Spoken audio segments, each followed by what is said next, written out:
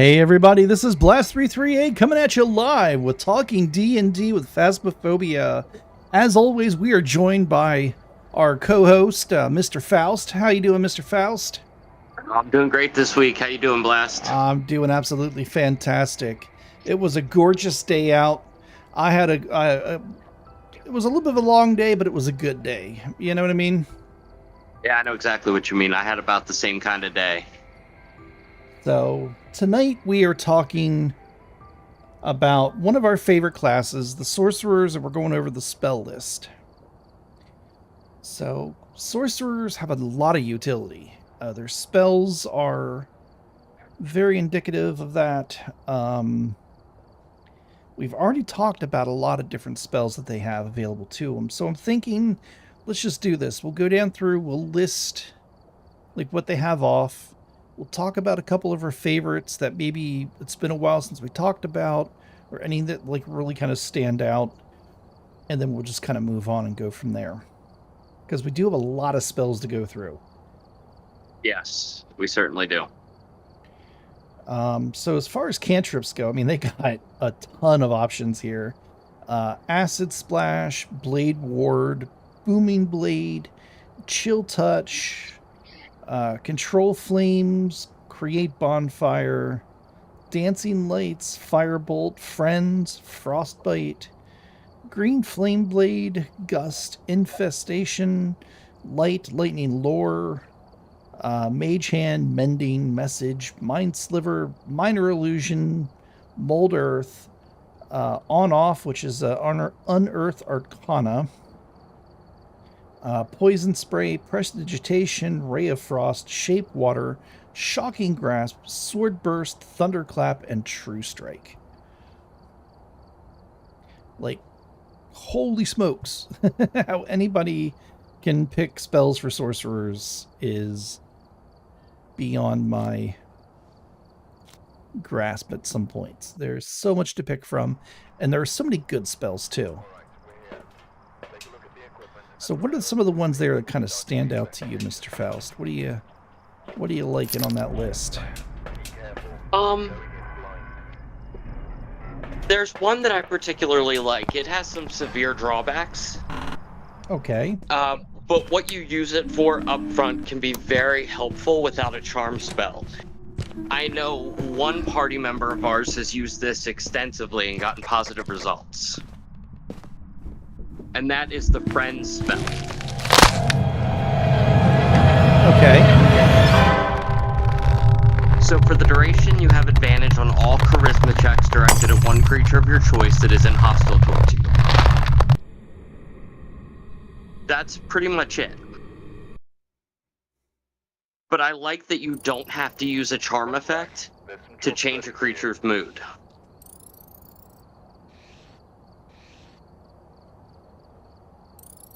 I mean, friends can get you into trouble. We've talked about that before. It can get you into trouble, but I think the upfront benefits, if you're using it carefully, could outweigh that negative. I mean, if you need information for the duration, you're going to get the information. Right. Yeah, if you 100% need it, it's not a bad way to get it. Nope. Now, it saves you a first level spell slot. I forget if they need to make a save for that, correct? For this spell? Yes. No. No. No save.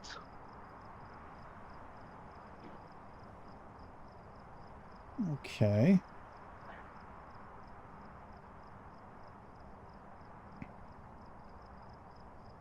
Oh, it's advantage on charisma checks. Okay. Yeah, so persuasion, deception, performance. Right. Okay. So, yeah, I mean, that's... You can convince a lot of people to do a lot of different things in a short amount of time. Exactly. Wow, and that's a cantrip. I mean, yeah, okay. So they're going to be violent with you. They're going to be, you know, angry that you trick them, basically. Right. And then, of course, there's Mending, which I'm loving in our campaign right now. That is, yes. Yes, that is actually one spell that I didn't really think would... I don't want to say not be important, but it's definitely doing more than I thought it would. In a bad way? No. No, not at all. Like, when you fixed the guitar, it was like, ah. Okay. Yeah, something clicked. Exactly. Like, I didn't think about using the spell in that manner. I mean, I guess that's exactly what it's for, but anyways, we can always go over that at a later time. We don't want to get too far off track. Yeah, Mending's great. What was one that kind of caught my gaze there? My phone keeps turning off. It's driving me nuts.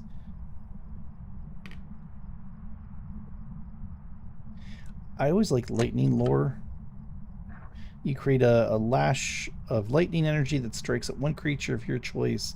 You can see within 15 feet of you. The target must succeed on a strength saving throw or be pulled in 10 feet in a straight line towards you and take 1d8 lightning damage if he's within 5 feet of you. And it increases with each... Very cool. Yeah, so it's kind of like a thorn whip, but it's lightning instead. Right. So I thought that was kind of cool.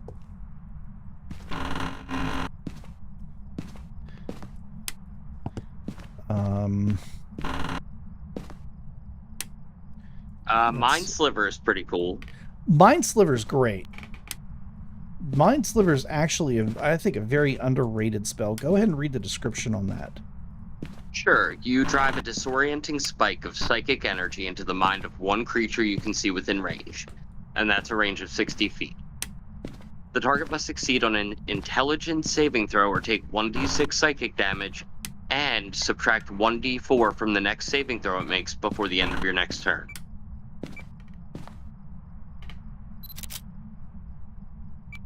So, yeah, with this spell, you can really set up your allies. Right.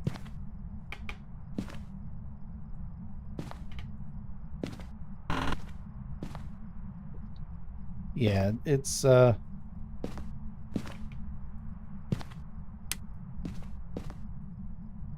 very good spell.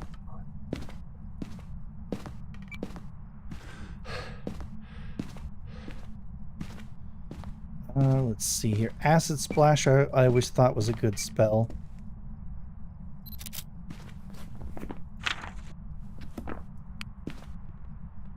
Prestidigitation. Oh yeah, you gotta have Prestidigitation. You really do. If you have the opportunity to take this spell, without a doubt you should.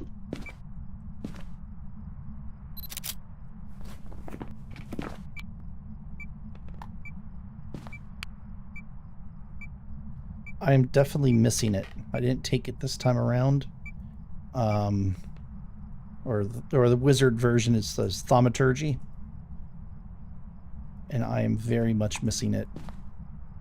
I really am.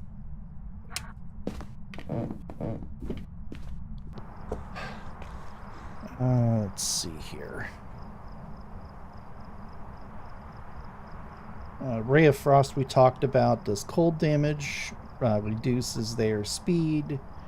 Booming Blade is a good spell. You brandish a weapon used for the spell's casting, make a melee attack with it against one creature within 5 feet.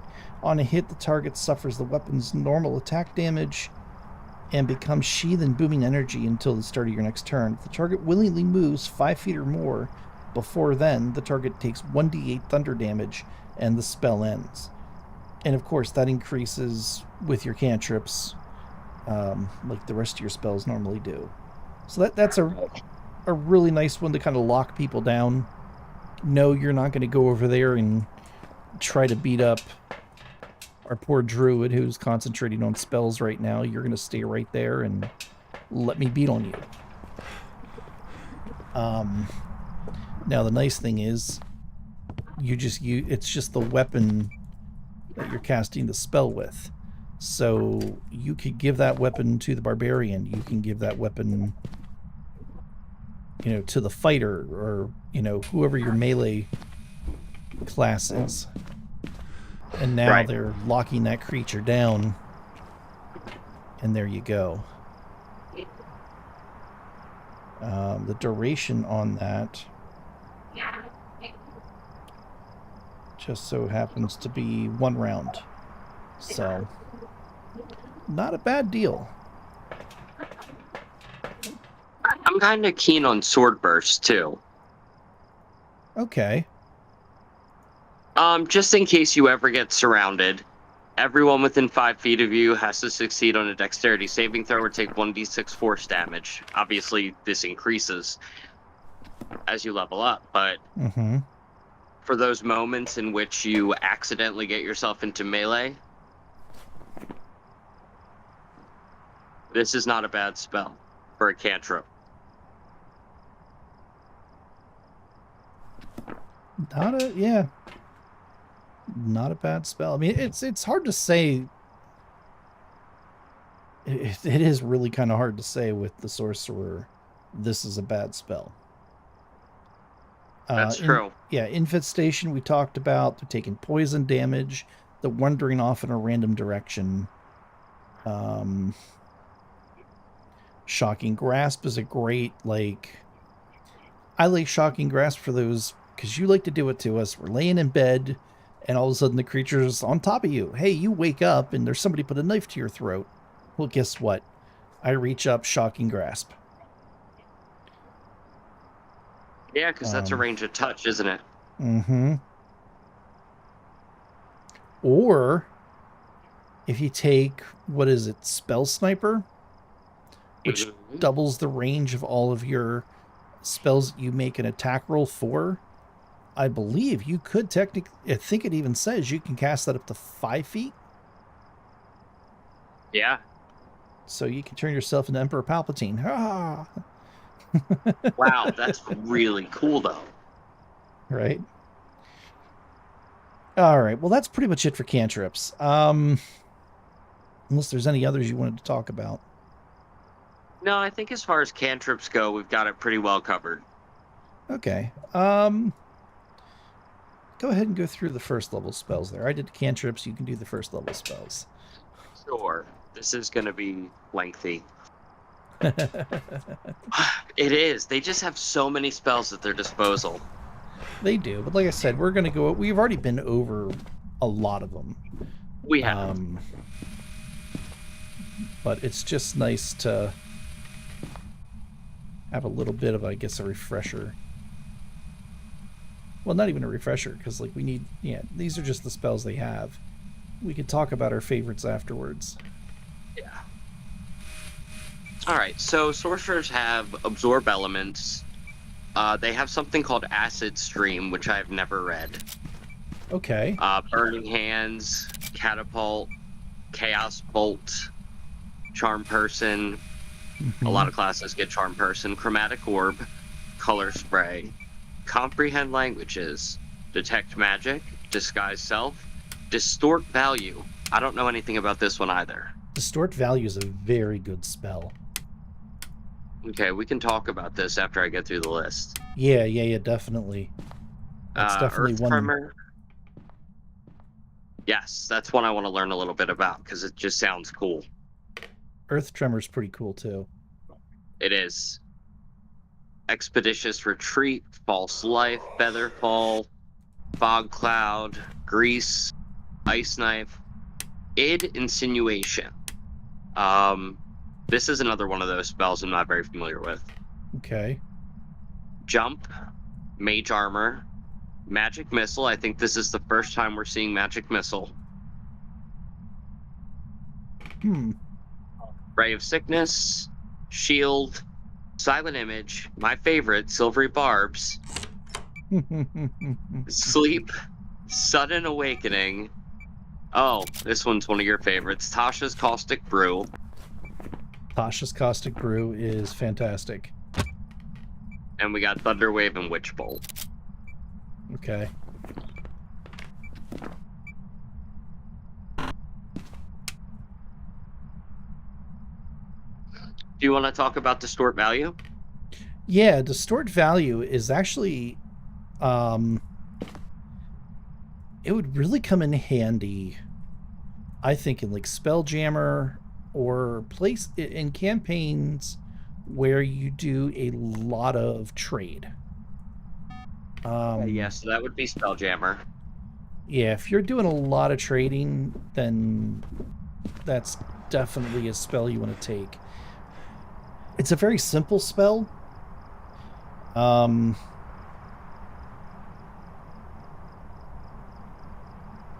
me just pull up the description here. So it lasts for 8 hours. It's a range of touch, and it takes 1 minute to cast. Nice thing is, as far as components go, it's only verbal. Right. Other than the item that you're trying to distort the value of. So you cast the spell on an object no more than 1 foot on a side, doubling the object's perceived value by adding illusionary flourish, or reducing its perceived value by half with the help of illusionary dents and scratches. Anyone examining the object must roll an investigation check against your spell DC. At higher levels, when you cast the spell using a higher spell slot, you increase the size of the object by 1 foot per spell slot over the first. Okay. A small statue, a pendant, a brooch, things of that nature. You can, on one side, you can increase the value when you're trying to sell it, or you're at just a regular everyday stall. You can pick something up and say, hey, look, this thing's got a big scratch on the one side, or a dent, or can you knock off a little bit of money? And now all of a sudden, instead of paying 5 gold pieces for it, you're now paying 2, or 10, you're now paying 5. So as long as they don't pass an investigation spell check, depending upon what your spell DC is, it's really not a bad spell. I mean, it lasts 8 hours. Most of your shopkeeps, they're going to take the merchandise that you're selling, they're going to put it up on a shelf, put a price tag on it, and probably never talk about it again until somebody else is interested in it. So the odds of you kind of getting into trouble over something like this, at least in my theory, would be kind of low. However, there is that chance of getting caught. But if you're not planning on staying in the town for any type of prolonged period, you do this before you take off. Exactly. And there you go. Okay, so in a couple of days, the town guard might catch up to you and make you pay a fine or something, if that. Or they just might not feel it worthy. Now, you got to be careful, too, because this is a great way to piss off a guild. Oh, yes. Now you can't do business anywhere because, like, the word has gone through the underground. Yeah. But again, if you just need to make a few bucks real quick, this is not a bad spell. If you have little baubles, because you always get rubies, you always get some type of precious gems. This is a great way to get a few extra gold for your gems. And of course, if you're casting it, at bigger levels, you steal a statue from somewhere, well, you're going to just cast it at a higher spell level, and now all of a sudden you're increasing the value of the statue. Right. So it's one of those, it's very situational. However, when used correctly, or even incorrectly, this can be a very fun spell. And even Expeditious Retreat, that there is great for getting into combat as well as out of combat.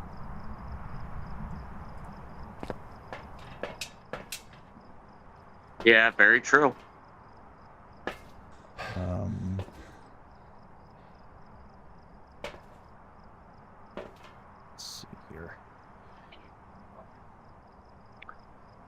We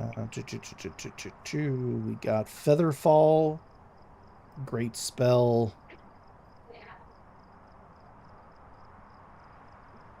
Mage armor gives you that extra bit of armor. I love absorb elements. That's kind of one of my favorite spells right now for a melee class, just because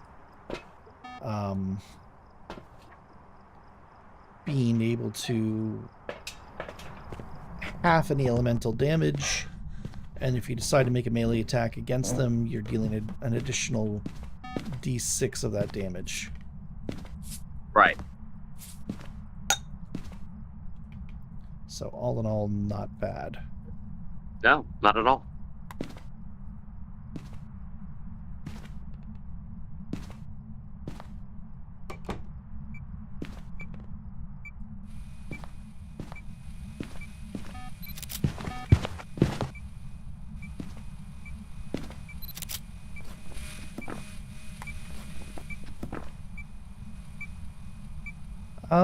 Any spells that tickle your fancy? I love Magic Missile. Okay. I do. You create 3 glowing shards of magical force. Each dart hits a creature of your choice that you can see within range. A dart deals 1d4 plus 1 force damage to its target. The darts all strike simultaneously, and you can direct them to hit one creature or several. And when you cast a spell using a spell slot of 2nd level or higher, you create 1 more dart for each slot above first. Oh, wow. This attack cannot miss. Okay. And it's the only attack that can get through a wall of force. Oh, that's right. Yeah, because it automatically hits. It automatically hits every time. Even if a creature is behind 100% cover, this will hit. I mean, it's only a d4 per bolt, but even still. And that's able to be upcast, is right? You gain additional bolt for every time you upcast? Yep.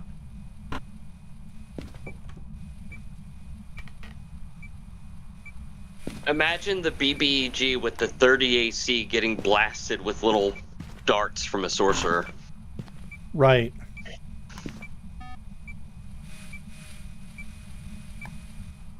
Yeah, I really like this spell. Yeah, it is a very good spell.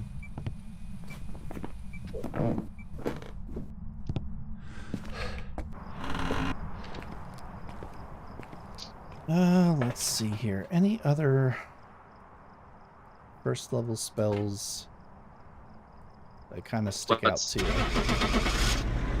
That's what I'm checking on right now. Color spray. I don't know if we talked about that one before. Welcome back. So a dazzling array of flashing colored lights springs from your hands. Roll 6 d10, and the total is how many hit points of creatures this spell can affect.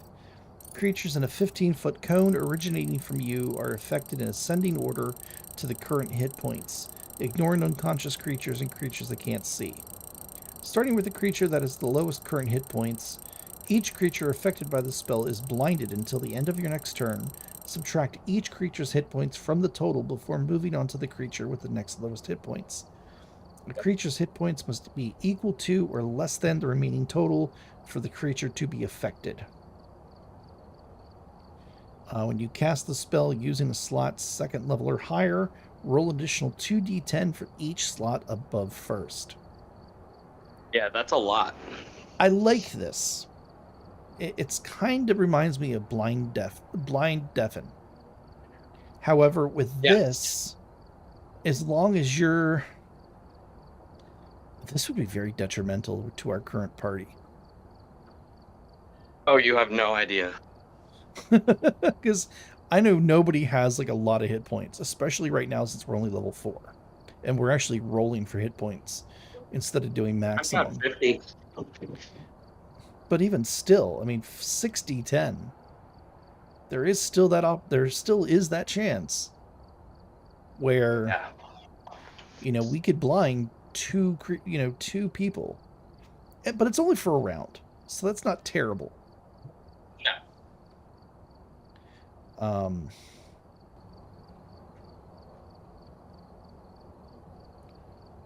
blinded until the end of your next turn. So if you're going first in combat and you use the spell, that's a long time. And creatures that are blinded, you have advantage on. They have disadvantage on dexterity saves. They have disadvantage on attacks. There's a lot of bad things that can happen. And especially if you're only trying to hit one creature. You know, it's a little bit of a Hail Mary when you start getting into higher levels. But since this is only a first level spell, you know, it's not that hard, especially with 6d10, considering most things that you're going to be going up against are going to be kind of around the same amount of hit points that you have. And, you know, you're talking a sorcerer, they're a d6 for hit points. So you get 6, you roll your d6, and you're going to add your constitution modifier. So if you're lucky enough to have like a +2 or a +3, you know, you're going to have 6 and 6 is 12. That's 18 hit points if you roll 2 6s.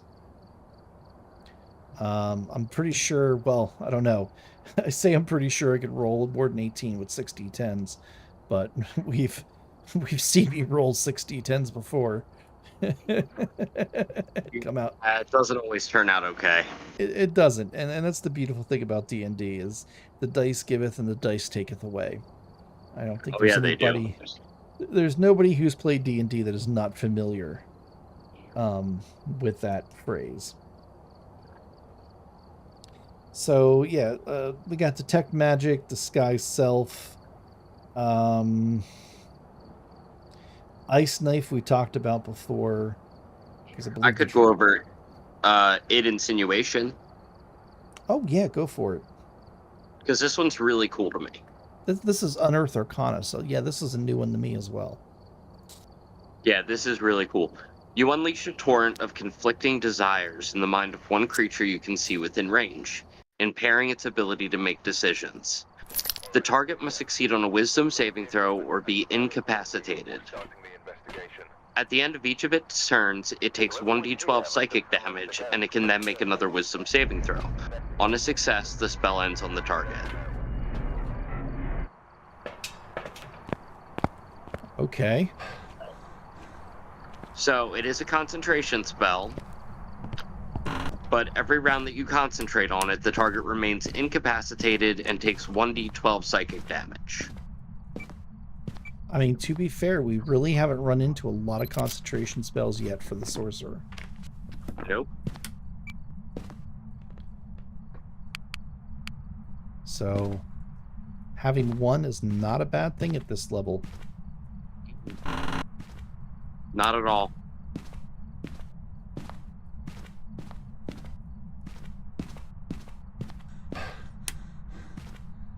Especially one that, I'm sorry, gives them disadvantage on what? Or did I mishear you? Oh, about that spell? Yeah. It incapacitates you. Oh, it incapacitates you. Okay. Yes, 100% incapacitates you. Oh, and wow. deals 1d12 psychic damage. Oh. Wow, for a first level spell slot. Yes. Holy smokes. Yeah, this is a good one. Okay. My oh my.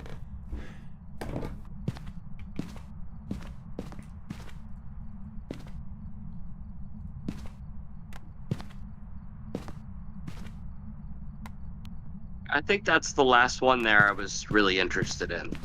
Okay. Alright, well I guess we move on to second level spells now. It's only 7 o'clock. We're making pretty good time here. Here we are. Well, it helps when we've already gone over like 90% of these. Very true. Alrighty. Well, with second level spells, we have A lot. yeah, Agonazar's Scorcher, Air Bubble, Alter Self, Arcane Hacking, which is Unearthed Arcana, That's Blindness, for Deafness. Yeah, it's for a more modern campaigns. yeah. Yeah, there's some pretty crazy ones out there. Like you have actual like robots and computers and things of that nature. Uh, Very Blur. Palladium. Blur's I love Palladium. I used to play that. Blur is a great spell. Cloud of Daggers, Crown of Madness. We've talked about that before. Darkness, Dark Vision, Detect Thoughts, Digital Phantom, Dragon's Breath is a spell that you introduced me to that I absolutely love. Dust Devil, Earthbind, Enhance Ability, Enlarge Reduce, Find Vehicle, that's Unearth Arcana, Flame Blade, Flaming Sphere, Gust of Wind, Hold Person, always a very good spell. Absolutely, it is. Icing's Death Frost, Invisibility, Kinetic Jaunt. Okay, I don't know what that one is. Me neither. Knock, Levitate, Magic Weapon, Maximilian's Earthen Grasp. That's a new one. That is. Mental Barrier, Mind Spike, Mind Thrust, Mirrored Mm, Image, Misty Step, one of my favorites. very much so. Nathar's Mischief, and then you have the same thing with Unearth Arcana. Phantasmal Force, very good spell. Pyrotechnics, we've had fun with that. Rhyme's Binding Ice, Scorching Ray, See Invisibility, Shadow Blade. Shadow Blade's a great spell. Shatter, I have no idea how to say that. That sounds adorable, though. Snowball Storm, it's Spider Climb, Spray of Cards, Suggestion, Tasha's Mind Whip, Thought Shield, Vortex Warp, Warding Wind, Warp Sense, Web, Wither and Bloom. That's pretty much it for second level spells. I'm surprised they get Wither and Bloom.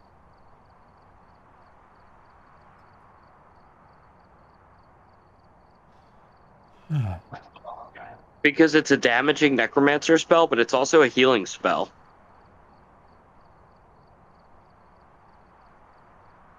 It is, yeah, it is a healing spell. The nice thing about it is you're able to roll whatchamacallit, a hit die, and then you add the spellcaster's modifier to it. Right. So it's actually a really good healing spell.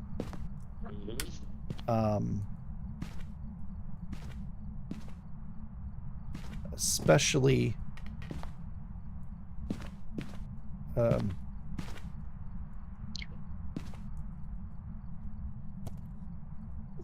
I forgot to put that on a tripod.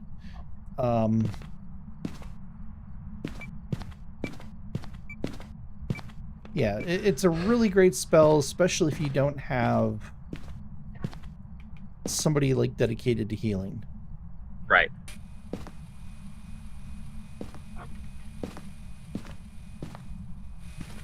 Yeah, it really helps to actually have somebody dedicated to healing. But if you don't, it's a very nice spell to have.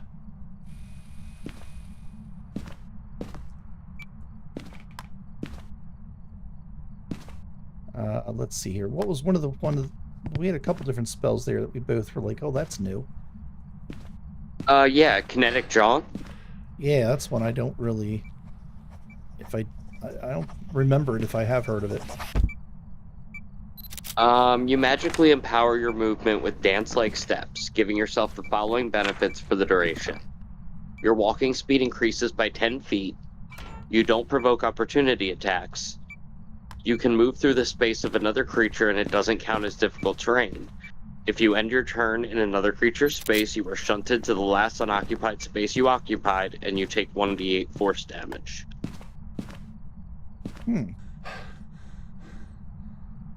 Okay.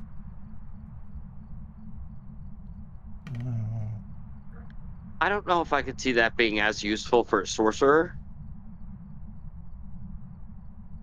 Yeah. Because they probably wouldn't be in a location where they'd provoke opportunity attacks anyway. They keep themselves away from the fray. Exactly. You'd kind of hope. Again, only being a D6 of hit points, you kind of think, yeah, they're going to stay away from central combat. But then again, you always get, depends on what the party's doing. If you have the fighters down, the barbarians down, the paladins down, it's the bad guy might be coming after you next. Yep. So it's always nice to have something that you can go and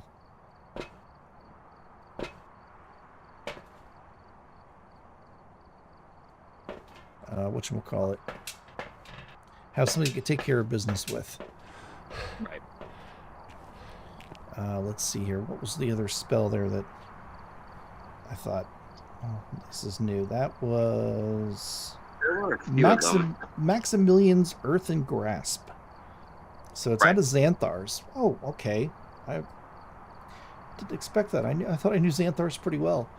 So let's see here. It's one action to cast, range of 30 feet. You choose a 5-foot square unoccupied space in the ground that you can see within range. A medium hand made from compacted soil rises there and reaches for one creature you can see within 5 feet of it. The target must make a strength saving throw. On a failed save, the target takes 2d6 bludgeoning damage and is restrained for the spell's duration. As an action, you can cause the hand to crush the restrained target who makes a strength saving throw. It takes 2d6 bludgeoning damage on a failed save, or half as much damage on a successful one. To break out of the restrained target, can use the action to make a strength check against your spell save DC. On a success, the target escapes and is no longer restrained by the hand. As an action, you cause the hand to reach for a different creature or move to a different unoccupied space within range. The hand releases the restrained target if you do either. So it's concentration up to 1 minute. So you're restraining people, you're doing an additional 2d6 bludgeoning damage as a bonus action if they fail their strength save DC. So it's pretty much a grapple check. Right. Huh. I wonder if I gotta see if sorcerer or wizards have. Actually, it should tell me right here, shouldn't it? If wizards have access to that. Oh, it is on the wizard spell list. Ooh, I might actually have to take that. That would be absolutely perfect for my my sorcerer, or for my wizard. That'd be like right up his alleyway.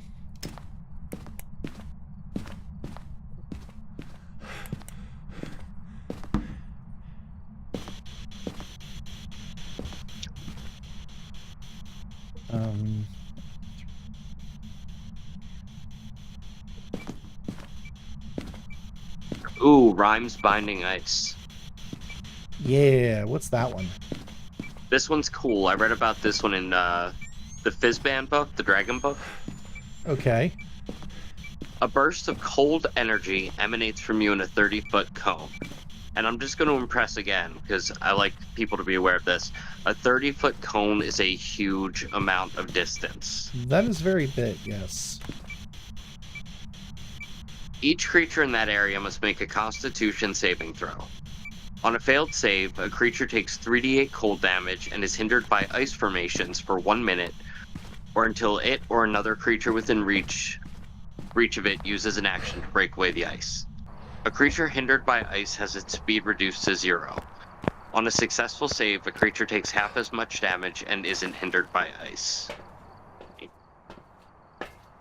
What's the damage on that? 3d8 to each creature in the cone. 3d8 to each creature in the cone. Yes. Wow.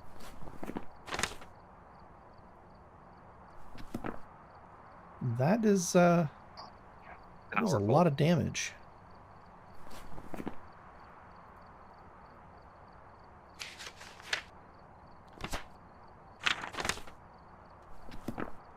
That can be a lot of damage. Oh yeah, it can. It definitely adds up. And the thing is, your speed is reduced to 0. So if you have the Warcaster feat, you get that attack of opportunity, you cast this spell, they fail the save, they're not going anywhere. Nope. It locks down the battlefield. Mm-hmm. And does significant damage.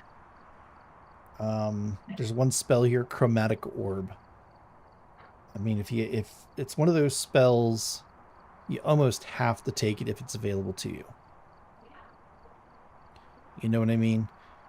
Because you get to choose your damage type. Right. You can upcast it. It's a D8, so it doesn't do a slackjaw worth of damage.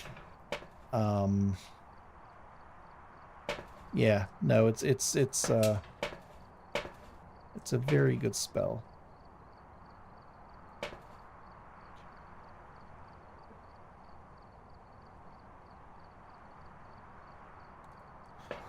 So, let's see. There really aren't too many more we haven't talked about. All right. Well, what about spells that are like Chromatic Orb? Like I said, it's one of those spells you kind of have to take, just because you get to choose your damage type. Right. You know, once you find something that's vulnerable to something, you can just continue to nail on it with it.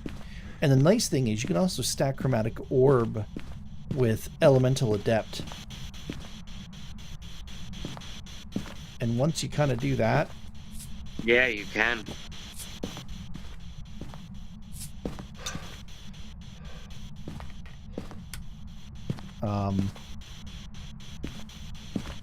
You know, you're stacking Elemental Adept on top of Chromatic Orb. You are guaranteed the damage pretty much because you ignore whatchamacallit, resistance. So something that would only take half damage is now taking full damage. And some people, and I always make the case or make the argument, if we're ignoring resistance, there's no reason that we can't ignore not maybe necessarily ignore it, but immunity. Like now it's resistant instead of immune. Right.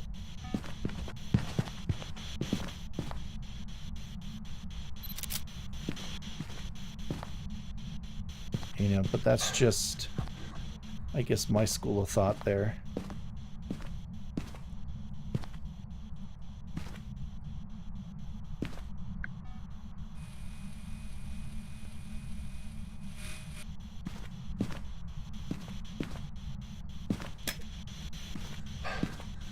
I'm trying to think if there's any other...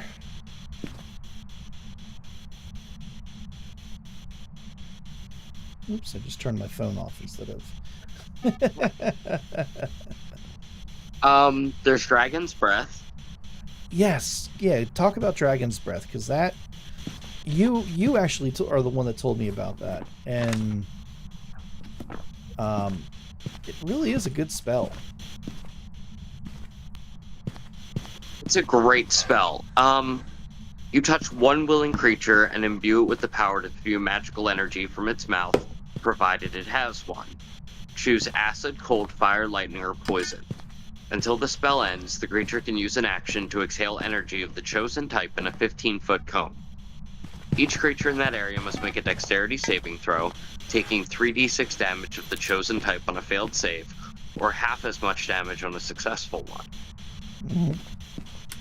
And that's concentration up to 1 minute.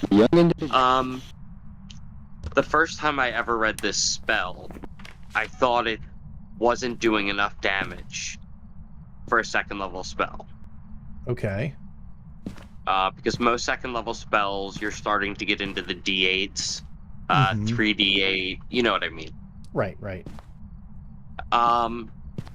Until I realized that you can cast this as a bonus action on your familiar. Right. So no one in the party is wasting an action to only do 3d6. But the familiar acts on your initiative and does as it's commanded without using a bonus action. Mm-hmm. Yep, so I had a fire-breathing owl. Mm-hmm. Yeah, That was pretty cool. That was a lot of fun.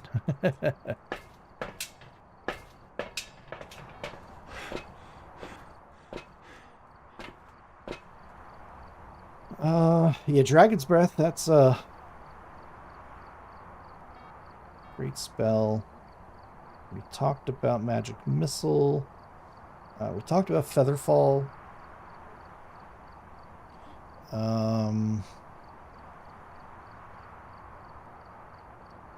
Disguise Self is a great spell. Catapult has been an absolutely fantastic spell. Especially when you upcast it. And then, yeah, so, alright, let's head into second level spells here. So, go ahead and go through the second level spells. I'm going to be back in like 30 seconds.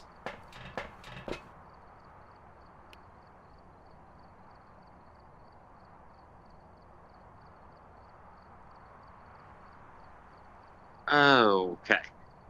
Second level spells.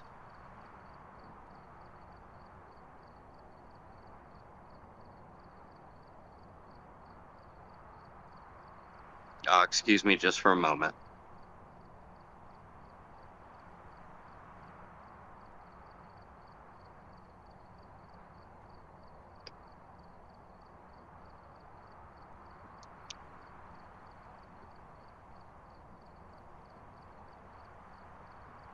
I actually believe we just did second level spells.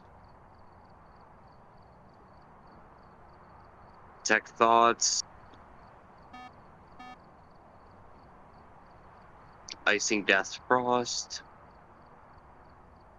Maximilian's Earth and Grasp. Yeah, we did do second level spells, so I guess we're moving on to third.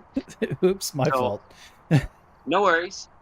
It's been a I was long... going over the list and I felt crazy for a minute. Oh, it's been a day. It's been a very mental day for me. Gotcha. Well, this list is a little shorter. As they usually are as you go up in level. Yes. We have Antagonize, A Charlatan Stride, Blink, Catnap, Clairvoyance, Conjure Lesser Demon. Oh. As they level up, they gain more and more conjuration spells now of the demonic variety. I mean, Counter you have, spell. Yeah, no, I'm sorry, go ahead. No, go ahead. Was it in regards to the Conjure Lesser Demon? Yeah, just very, very good spell. And they gain even more as they level up.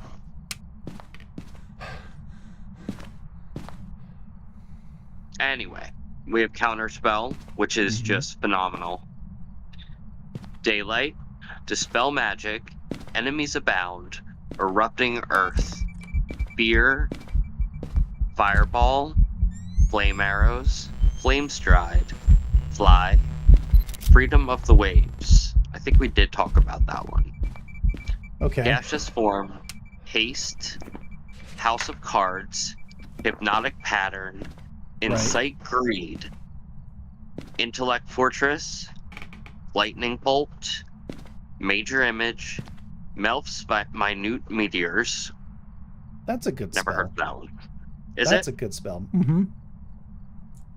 Okay. Protection from Energy, Psionic Blast, Sleet Storm, Slow, great spell. Yes.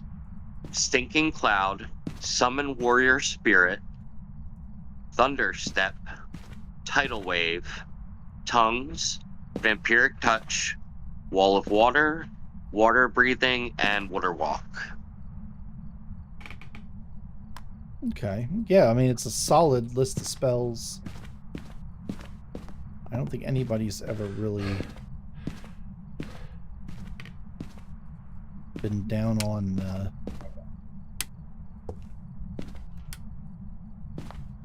spells that they get. I mean, Blink is probably just kind of going down the thing. Antagonize and Blink are probably two of my favorite spells. Antagonize is nice. I didn't even know that Sorcerer's got it, because I know we talked about it in the Bard, but that was a while ago. So you whisper magical words, it antagonizes a creature, they make a save against your DC, they're taking 4d4 psychic damage, and they basically, you choose who they attack as long as they're within 5 feet of that of the person that you, or the creature that you targeted. Yeah, just an absolutely fun spell that you can make your bad guy attack other bad guys. Right. So, and then Blink just makes you harder to hit. Much harder. Well, the thing about Blink is you're actually physically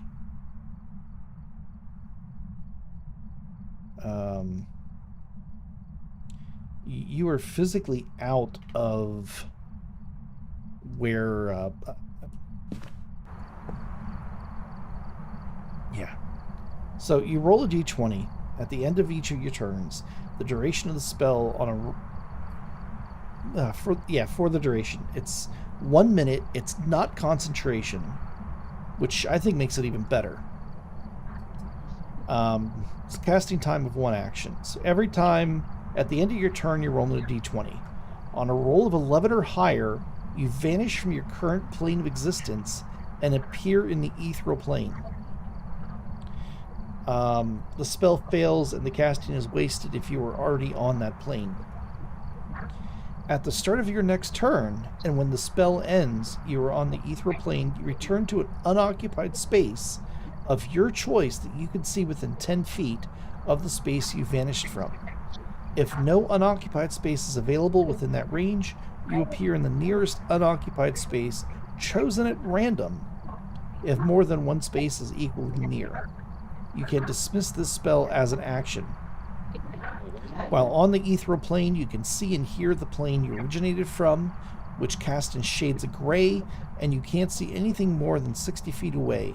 You can only affect and be affected by other creatures on the ethereal plane, creatures that aren't there or can't perceive you or interact with you unless they have the ability to do so. So you pop out of existence, you pop back into existence, make your attack, roll your d20, hopefully you roll 11 or higher, and you go back to the ethereal plane. Right.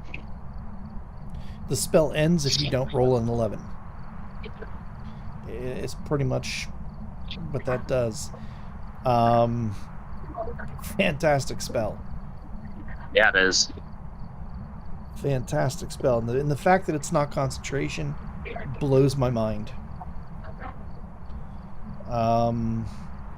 Catnap's a good one too. Again, it's a little situational, but it's a very good spell. You make a calming gesture, and up to 3 willing creatures of your choice that you can see within range fall unconscious for the spell's duration, which is 10 minutes. The spell ends on a target early if it takes damage or someone uses an action to shake or slap it awake. If the target remains unconscious for the full duration, the target gains the benefit of a short rest and can't be affected by the spell again until it finishes a long rest. A small party like we have right now Really benefit from that. taking an hour rest to regain, like if you had a warlock or even a wizard regain some spell slots. Arcane recovery, yeah. Yeah, I think doesn't sorcerers regain some sorcery points or something? I forget exactly. But like everybody I forget benefits as well. healing. Everybody benefits a little bit from a short rest. And to do Yes. that in 10 minutes instead of an hour, that's huge in some campaigns. If you're being hunted, Right. well, that would be the biggest Where are one you? if you're being hunted. How old are you? Goodbye. I would like to talk about Psionic Goodbye. Blast. Okay, yeah. You unleash a destructive wave of mental power in a 30-foot cone. Again, 30-foot cones are huge. That is very huge. Each creature in the area must make a dexterity saving throw. On a failed save, a target takes 5d8 force damage, is pushed 20 feet directly away from you, and is knocked prone.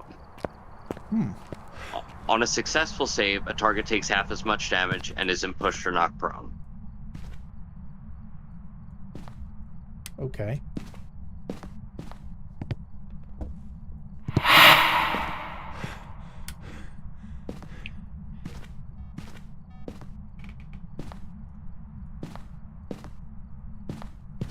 Again, I saw this one a lot like crowd control.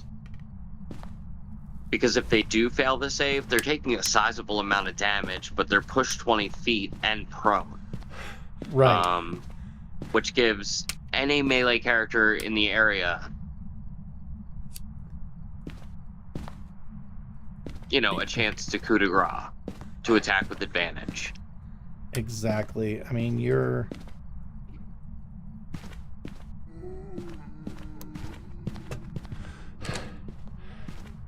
Yeah, not a bad spell at all. Anything that does crowd control, always a good thing. Yep.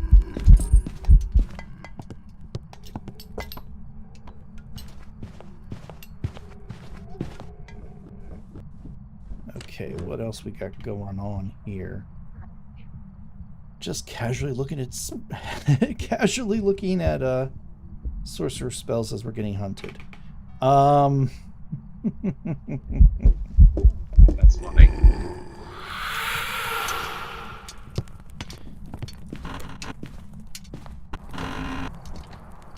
Alrighty. We have Enemies Abound. I don't know if we talked about that one before. I don't think we did. That's actually a really clever spell. I kind of like it. But I'm always for the ones that kind of that do this type of effect, especially when it makes you kind of screws with people's heads. You do like spells that do that. All right, so what we got here is we got a casting time of 1 action, a range of 120 feet, and it's only verbal and somatic components. So there's no actual spell components with this. Duration is concentration up to 1 minute.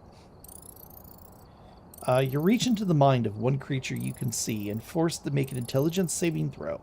And that's actually a really good save. Not a lot of creatures have intelligence as a save. No, they don't. It's not a bad idea to have a few spells in your arsenal that require an intelligence save. A creature automatically succeeds if it's immune to being frightened. Okay, so that's one little thing. A lot of your undead are immune to being frightened, things of that nature. But, regardless. On a failed save, the target loses the ability to distinguish friend from foe, regarding all creatures it sees as enemies until the spell ends. Each time the target takes damage, it can repeat the saving throw, ending the effect on itself on a success. Whenever the affected creature chooses another creature as a target, it must choose the target at random from among the creatures it can see within range of the attack.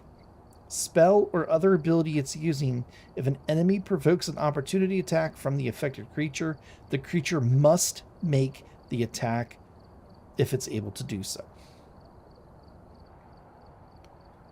Damn. Yeah.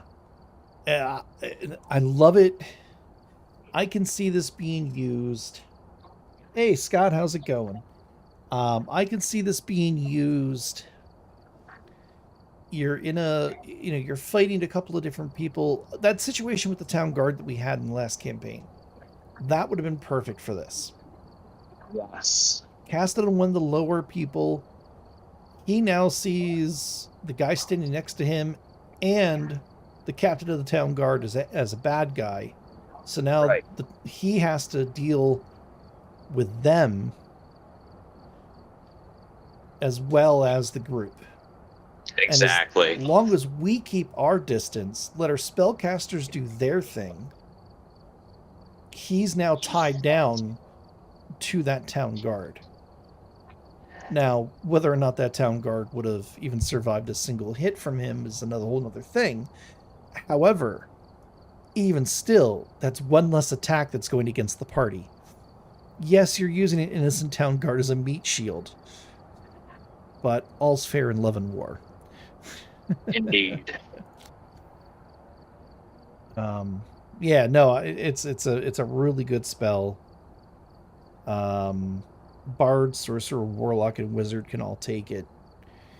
And it's one of those, like, if you fight a lot of creatures, it's definitely, or a lot of creatures at one time, it's definitely a spell that's worth taking.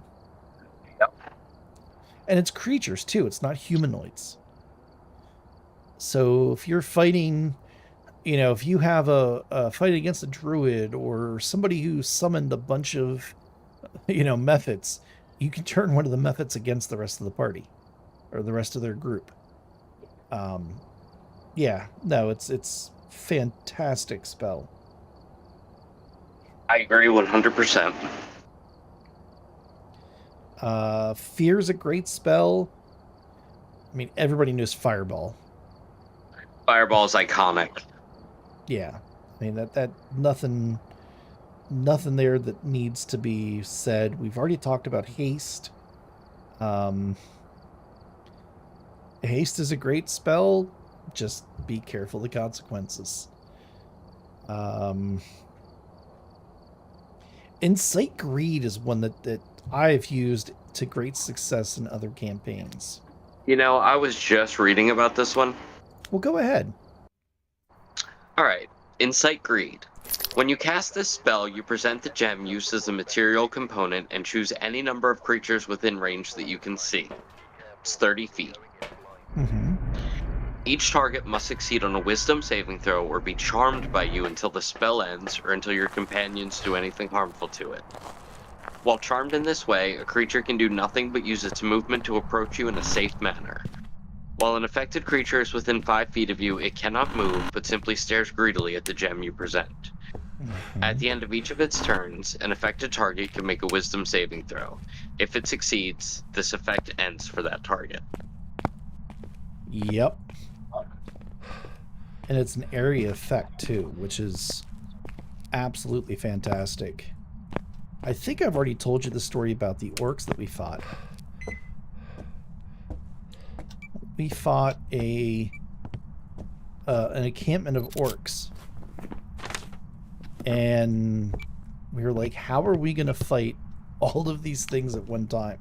This is nuts. Right. We don't have enough people in our party. There's no way we can do this. So I was like, you know what? I have a ruby. So I used the ruby to cast this spell, and they all failed the check.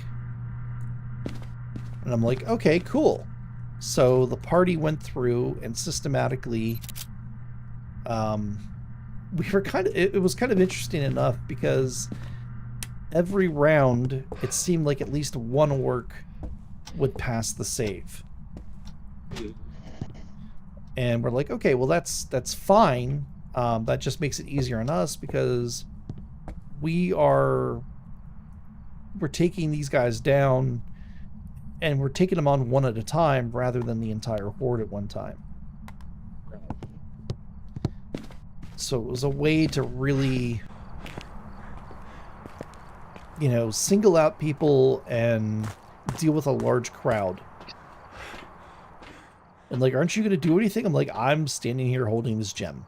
Like, that's what I'm going to do for the next minute. It's a minute, right? It's a minute. Yeah. Like, that's what I'm going to do for this whole first minute, because if I do anything else, unfortunately, we're going to have to fight the entire encampment, which I'm fairly certain you don't want to do. And they're like, oh yeah, that makes a lot of sense.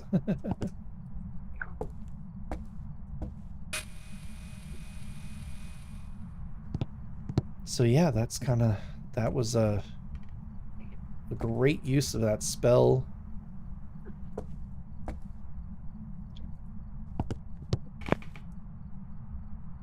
And got us out of a pretty tough combat. Yeah, you guys get pretty lucky sometimes. Well, this was with Kevin's campaign. Oh, I know. I just mean in general. Oh, yeah. We do have a tendency to get lucky sometimes. Yes. I still can't believe Arrow pulled off that banishment. That was nuts.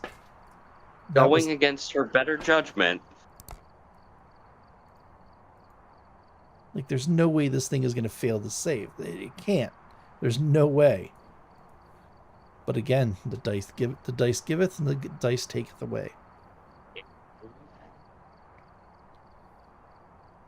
Oh, let's see here. We have Major Image.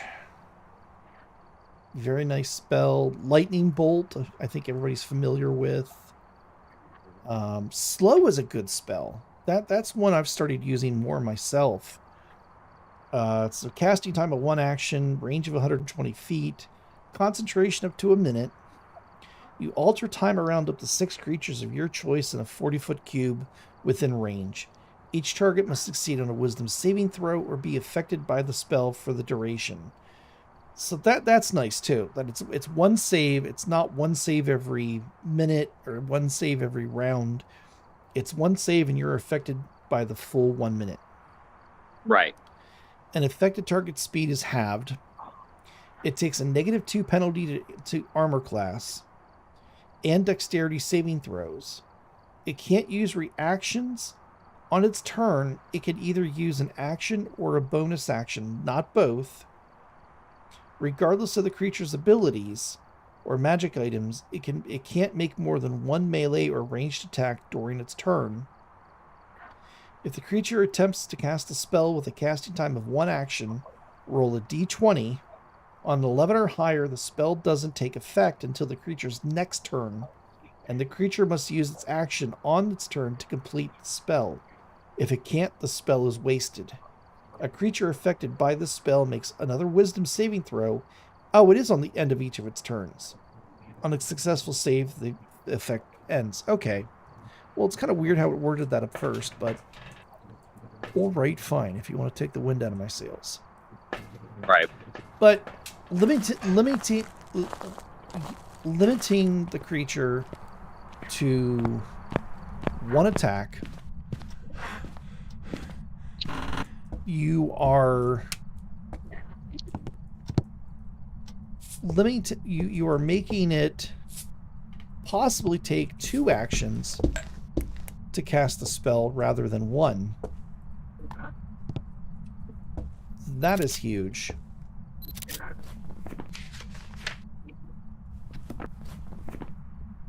Well, it's action economy too. Yeah. You know, you are taking...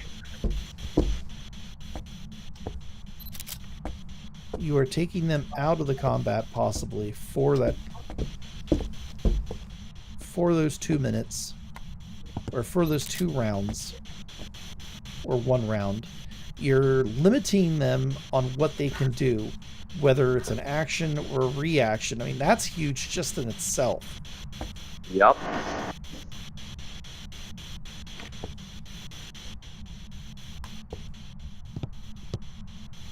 Yeah, that is completely nutso.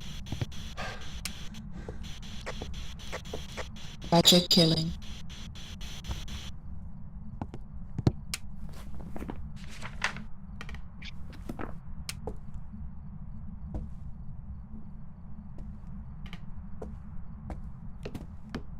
But yeah, anytime you can force somebody to do something against their will,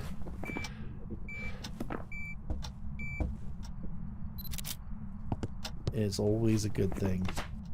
Especially if it's movement. There's a lot of spells that cause movement that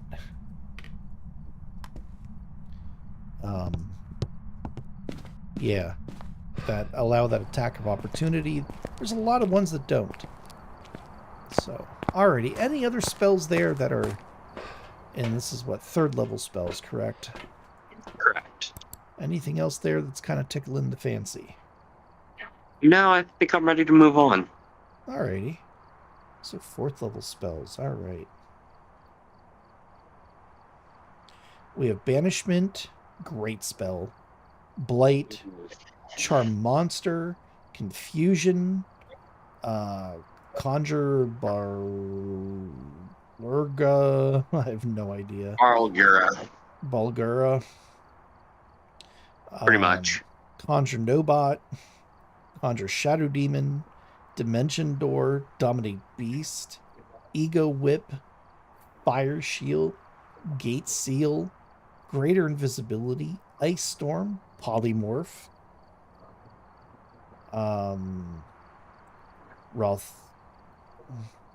Rollo Themes, Psychic Lance, Sickening Radiance, Spirit of Death, Stone Skin, Storm Sphere, Synchronicity, System Backdoor. I mean, that's all from Unearthed Arcana. Vitriolic Sphere, Wall of Fire, great spell, and Watery Sphere, good spell. I mean, we've talked about Banishment probably until we're blue in the face. Blight's a great spell. Blight is pretty cool. Let's see here. Casting time, 1 action, 30 feet. Necromantic energy washes over a creature of your choice. You can see within range, draining moisture and vitality from it. The target must make a Constitution saving throw. The target takes 8d8 necrotic damage on a failed save, or half as much damage on a successful one. The spell has no effect on the undead or constructs. If you target a plant creature or a magical plant, it makes the saving throw with disadvantage, and the spell automatically deals maximum damage. You target non-magical plants that isn't a creature, such as a tree or shrub. It doesn't make a saving throw. It simply withers and dies. And of course, you're upcasting this 1 additional d8 for everything over 4th. Very nice. That's a spell that I really wanted to use against whatever that tree monster is the druids had in Curse of Strahd. The one that kept throwing Little Pooper's Barbarian against the wall. Yep. That was awesome. That and the funny thing was it kind of just the way that he fell in combat or went up, took his hits, got thrown against the wall. Like, We're talking, what was it, 60 feet, something crazy. The one character or one guy picked him up, you know, and then of course it's his turn. Okay, so what's he do? He runs right back in. That was hysterical. Runs right back into combat, and the creature takes its turn directly after him. So he runs in, does his attacks, and the creature just basically backhands him and sends him flying again, hitting the wall, taking the damage. And poor Billy, he just kind of he's like, you've got to be shitting me. There's no way this is happening. Again. I know, I actually kind of felt bad for him outside of the game. I was like, oh shit, he's burning all his healing spells now.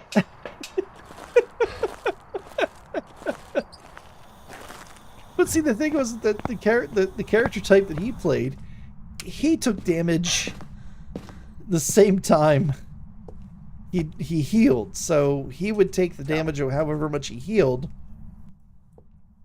Oh, it was just... Yeah, he's killing himself to keep Hudson alive. Yeah. And... oh my god, that was just... Oh...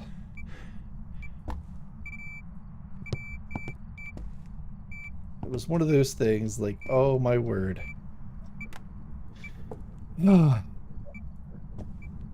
Like, this isn't really, you know, this didn't just really happen.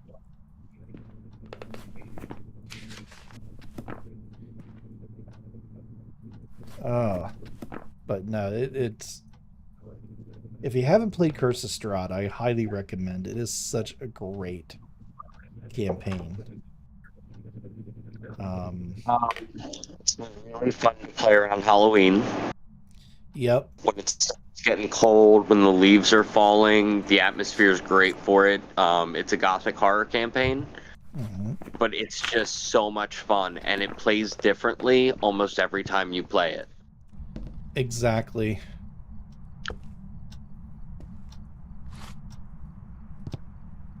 Yeah, because we have a tradition now, I think, of playing Curse of Strahd around every Halloween.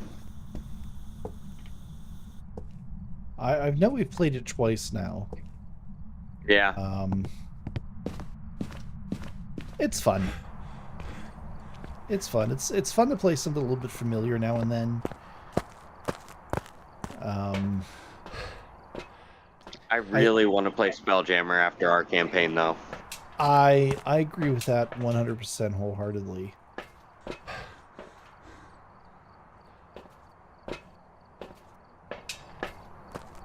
And I would like to help co-DM that as well. We can do that. Been having a lot of fun doing it with this campaign. Mm-hmm. Oh, just the acting is such a good time. Yeah, it's been a lot of roleplay, which I personally like. Yeah, no, I do too. I love when people can actually get into character. And I think everyone's doing a great job with it.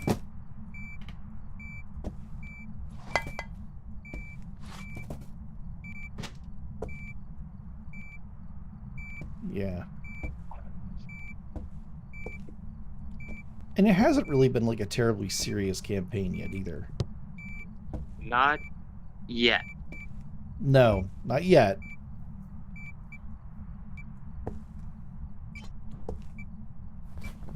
It definitely could turn serious. Still have to wait. Still have to wait to see what you guys do with the druid. Mm-hmm. That's going to be interesting. I'm still surprised that no one in the party thought to take Speak with Animals. Especially after I've been like, you are finding they are bringing. Well, actually, you guys don't remember that. They're bringing you dimes to use in the games.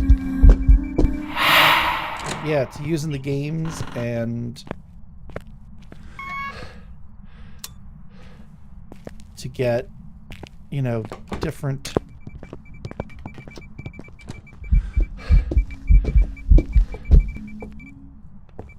You know, to get different prizes and stuff out of the one vending machine.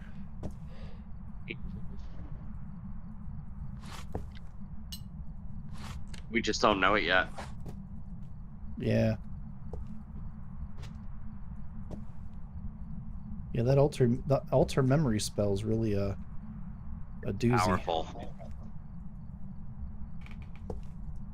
It's an incredibly powerful spell. Well, like I said, I modified it just a little bit. To suit what I needed. Yeah, I do it all the time.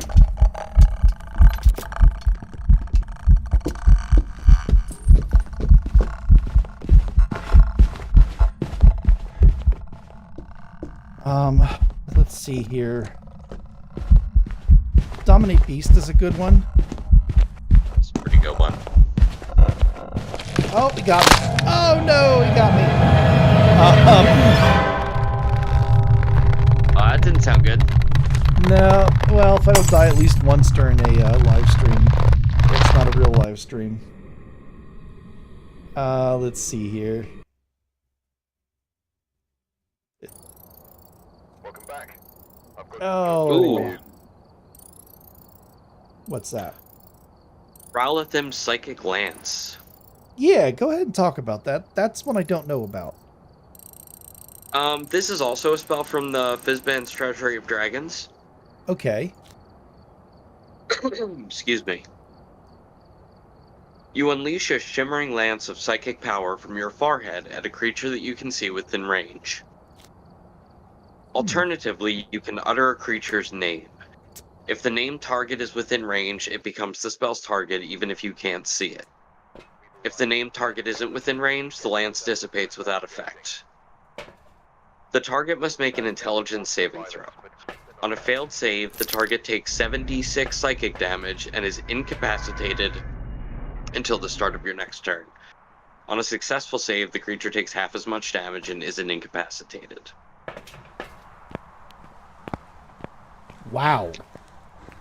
And this is another one of those rare intelligence saving throws.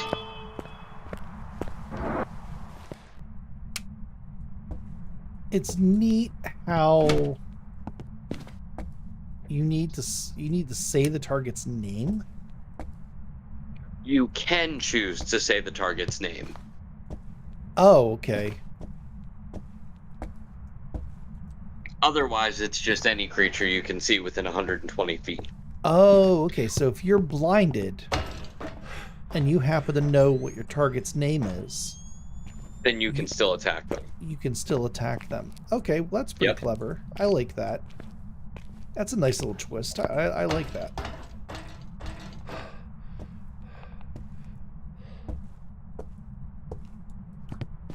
Yeah. It is pretty cool.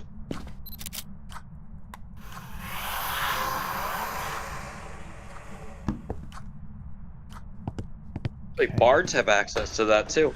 Oh, do they? Okay. That's a pretty good spell for a bard. Yeah.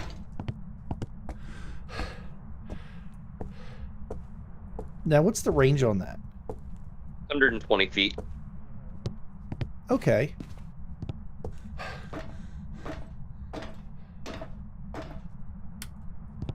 That's not bad at all.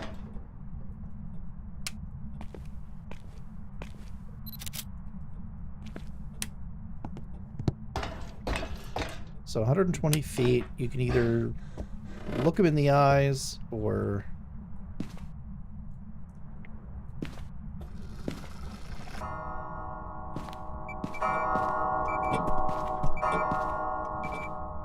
Yeah, I like it.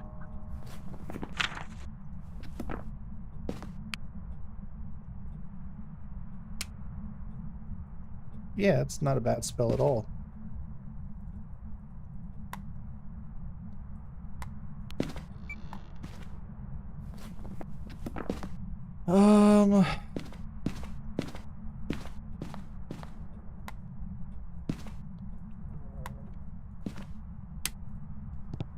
Alrighty. What else we got going on here? What's Ooh, it's getting on to be 8 o'clock here. Let's Oh, go ahead and wow. move on. Let's go ahead and move on to 5th level spells. Sounds good. So if you want to read off the list there. Yeah, sure. Okay, so we got animate objects. Ooh, great spell. Bixby's hand. Oh. The reason I'll never have an encounter on a bridge ever again. Cloud kill. What about a crevasse? No, because I know what happens. Every time. Every stinking time. Cone of Cold. Conjure of Rock. Control Winds. Creation. Dominate Person. Enervation. Bar Step. Freedom of the Winds. Hold Monster. Immolation. Insect Plague. Seeming. Heal Empowerment, Summon Draconic Spirit, Synaptic Static, Telekinesis, Teleportation Circle, Wall of Light, and Wall of Stone. I mean, Bixby's hand, I know we've talked about it before. You got that big, strong hand that you summon. It can block, it can hit, it can throw. It can absolutely bitch slap Yetis. And everything else that's standing on a bridge. Yeah, never again. Yeah, it's got a +8 to strength. I mean, yeah, it's kind of crazy. It's a great spell. It gives you half cover. Yeah. Animate objects was fun. That was a lot of fun. You just basically animate little small objects. Or you can do, I think it's like 4 small objects, 2 medium, or 1 large. And they fight on your behalf or basically do what you want them to do. Great little spell. Obviously, any of the dominate spells are going to be absolutely crazy. Yep. And you love using dominate on us. If it works, it works. Yeah. I still remember the time that I took over Lorman's Paladin. It's... That was crazy. I think that's when Lorman learned that he could actually do damage. No, he didn't. No, I know. I love you. I love you. I love you, Lorman. I really do. If you ever watch one of these, but hopefully you get much better at playing paladins. Yeah. But you know what? After kind of helping Little Pooper with his paladin, it's not the easiest class to play. It's really nuanced. And they have so many different abilities to keep track of. Exactly.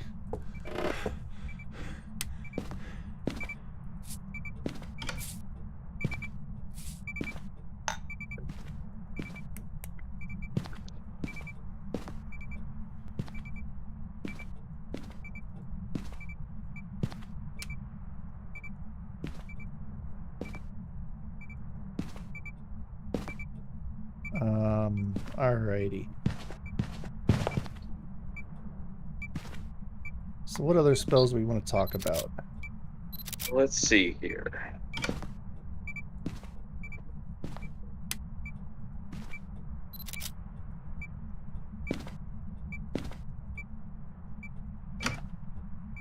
See, most of these spells are spells that even I haven't seen. Because I don't play with you guys as casters. I use stat blocks. I custom build stat blocks, but I don't go through everything.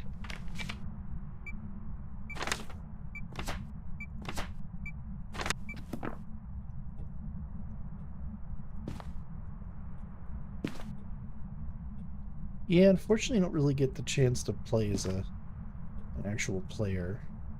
I mean, you kind of are now with my campaign. A little bit. I see it more like a Dante's Inferno type deal. Like Dante goes to hell and Virgil sort of guides him along. Mm-hmm. I've never actually read Dante's Inferno. Oh, it's so good. I know I have to, but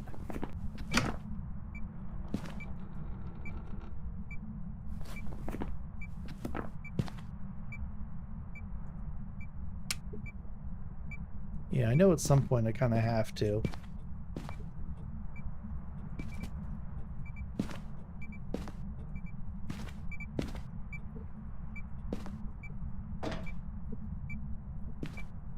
Alrighty. Immolation is a pretty cool one. Okay.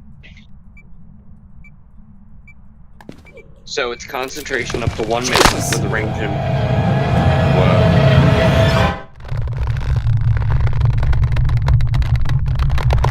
You okay there? Yeah, no, I got killed again. Damn. That Okay. yeah, no, it scared the hell out of me. It has to be a Raiju. Oh, it's a Goryo. Okay. I've got some jobs ready for you. Oh my god. Whew, it just hunted out of nowhere. I didn't think I was that low in sanity. Um, no worries. Hey, Ruben.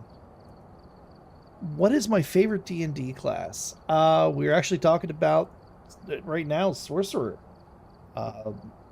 Fantastic for utility. They got some great spells, which we're kind of going over the Sorcerer Spell List right now. We're up to fourth. Is it? Are we doing fifth level spells now? All right. Yeah, we're on fifth. So, we just talked about Bigsby Hand, animate objects, bunch of different stuff here. Synaptic static, telekinesis is a good one. Teleportation circle, wall stone is one I've used many a times, especially with my druids. They get access to it.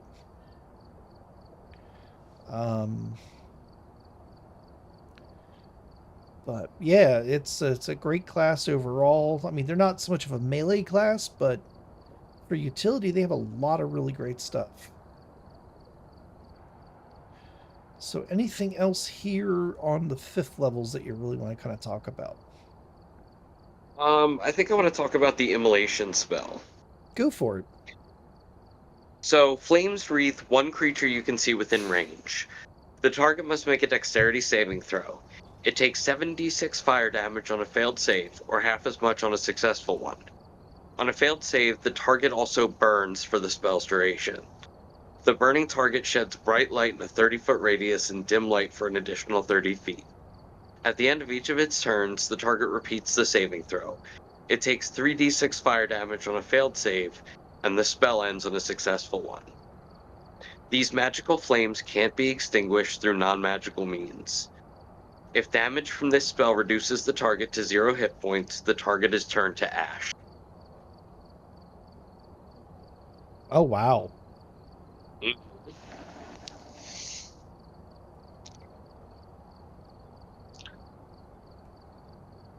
So you're getting okay damage, but you're also getting damage over time. Okay. All in all, not bad. I mean, just reducing the creature to ash if it goes to 0 hit points, that's crazy. It's awesome. It's like the disintegrate spell. Right.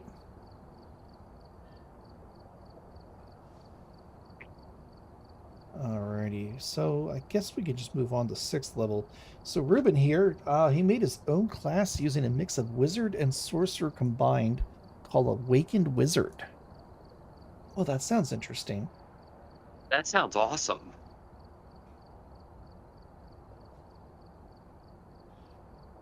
An awakened wizard. Yeah. I couldn't even begin to think of how to construct something like that.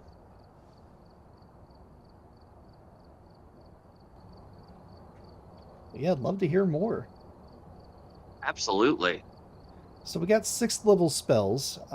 We have Arcane Gate, Chain Lightning, great spell, Circle of Yep. Death, Disintegrate, Eye Bite, Fizzband's Platinum Shield, Flesh the Stone, Globe of Invulnerability, Investiture of Flame, Investiture of Ice, Stone, Wind, Mass Suggestion, Mental Poison, or Prison, I'm sorry, Move Earth, Otherworldly Form, I always get this wrong. O'Toole's Freezing Sphere, Psychic Crush, Scatter, Sunbeam, Tasha's Otherworldly Guise, and True Seeing. Chain Lightning is absolutely fantastic. My God, it is. You know, it's 150 feet. It's an action to cast. You create a bolt of lightning that arcs towards a target of your choice you can see within range. 3 bolts then leap from that target to as many as 3 other targets, each of which must be within 30 feet of the first target. A target can be a creature or an object that be targeted by only one of the bolts. A target must make a dexterity saving throw. The target takes 10d8 lightning damage on a failed save or half as much on successful. And of course, oh wow, this doesn't increase in damage. It increases bolts for every additional slot above 6th. So 6, 7, 8, 9. You're getting 3 more bolts at level 9. That is absolutely crazy. And at 10d8 lightning damage. That is absolutely fantastic. And let's not forget, sorcerers have meta magic. You know, just because it says it's lightning damage or fire damage doesn't mean that the sorcerer can't use transmutate as a sorcery point and change it to thunder damage or change it to fire damage. Right. So if you know a creature's weak to something, or you're fighting a bunch of creatures that are weak to it, here you go. It is just, that is great for, again, you're fighting multiple creatures. Undead, if you're fighting a horde of undead, great spell.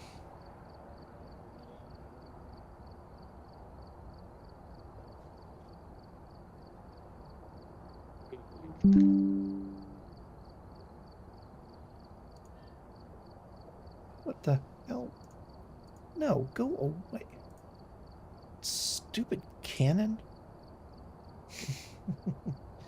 Alright, so I made custom spells and abilities. I've been world building for 12 years. Wow.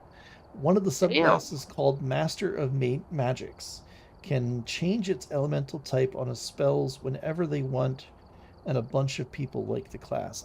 Yeah, anytime you can change a damage type on a spell,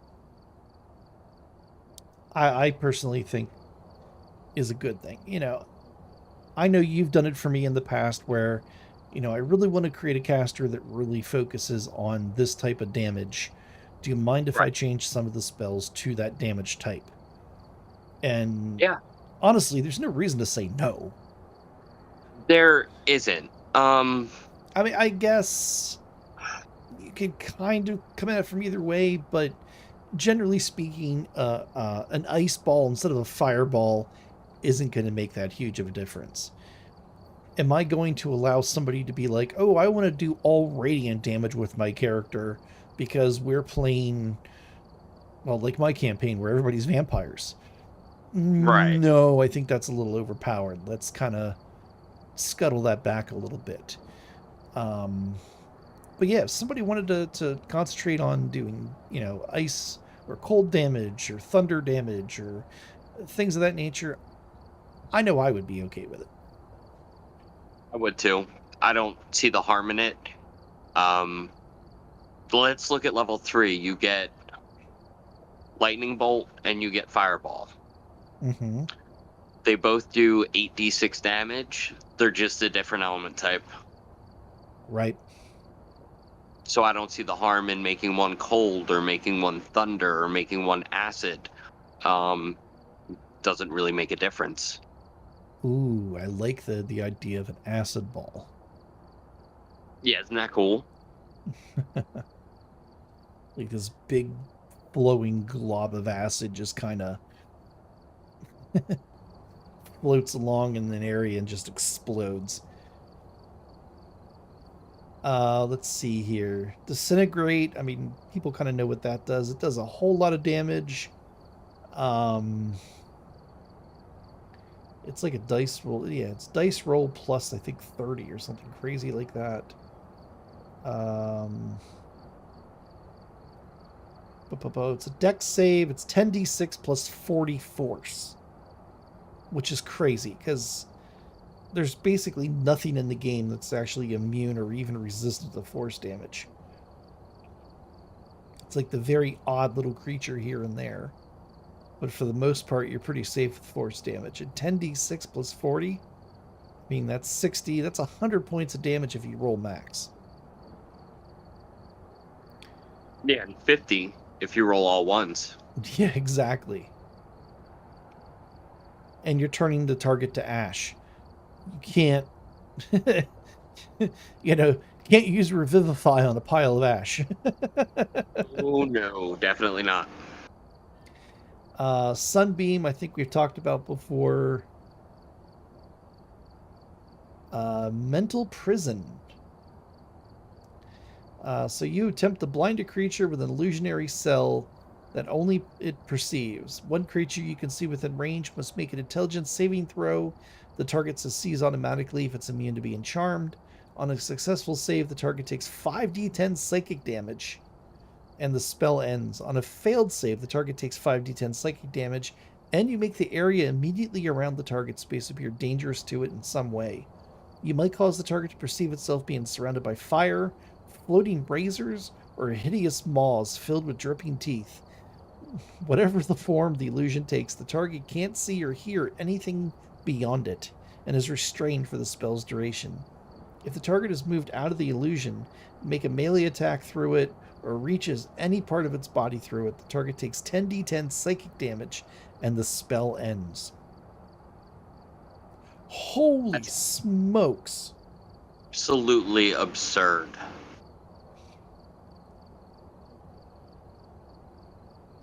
Holy smokes. It's concentration for 1 minute. Yep.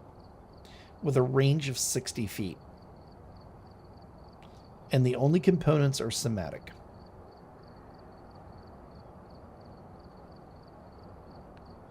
Wow. And if they reach through it, they're taking 10d10 psychic damage. That is bonkers. On top of what the 5d10 they took before. That's nuts. Let's see here. All right, it's getting kind of late here. Let's head on to 7th level. If you want to go ahead and read through those. Absolutely. Conjure Hezru, Crown of Stars, Delayed Blast Fireball, Draconic Transformation, Dream of the Blue Veil, Ethereal Mist, Finger of Death, Firestorm, Plane Shift, Power Word Pain, Prismatic Spray, Reverse Gravity, and Teleport. Okay. All right. So I don't know. You don't know? Dream of the Blue Veil. I don't know anything about that one. I don't know that one either. Please enlighten us.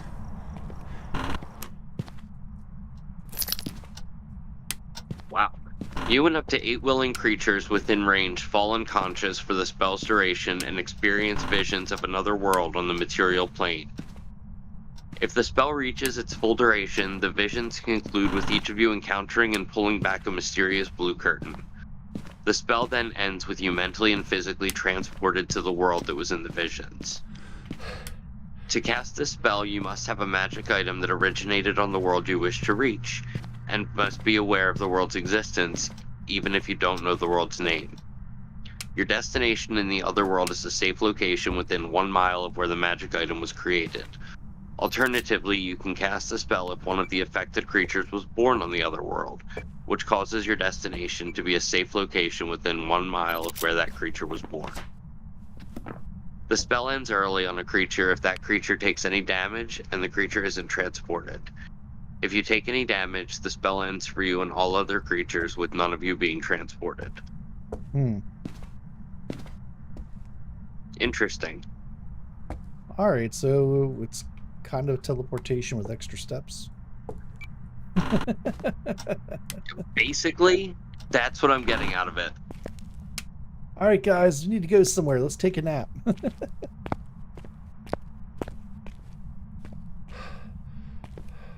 Yeah, I'm not impressed by it.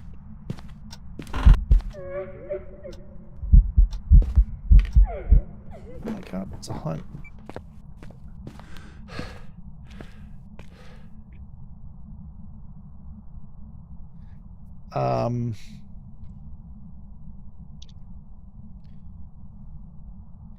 I mean, I don't know. It's one of those things. It's situational. It's very situational.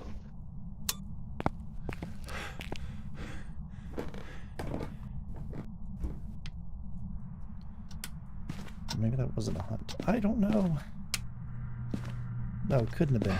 I mean, you have your classics, delayed blast fireball.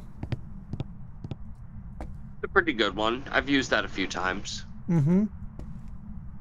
Yeah, if you can get that off, the full duration, not a bad spell. I mean, even if you don't get it off the full duration, still a really good spell. It's still gonna detonate. I mean, Finger of Death is one of my personal favorites, but everybody knows that I love playing Necromancers. You do indeed. Anything that gives me an extra zombie is always good in my book. And that's a permanent zombie, too. You're mine.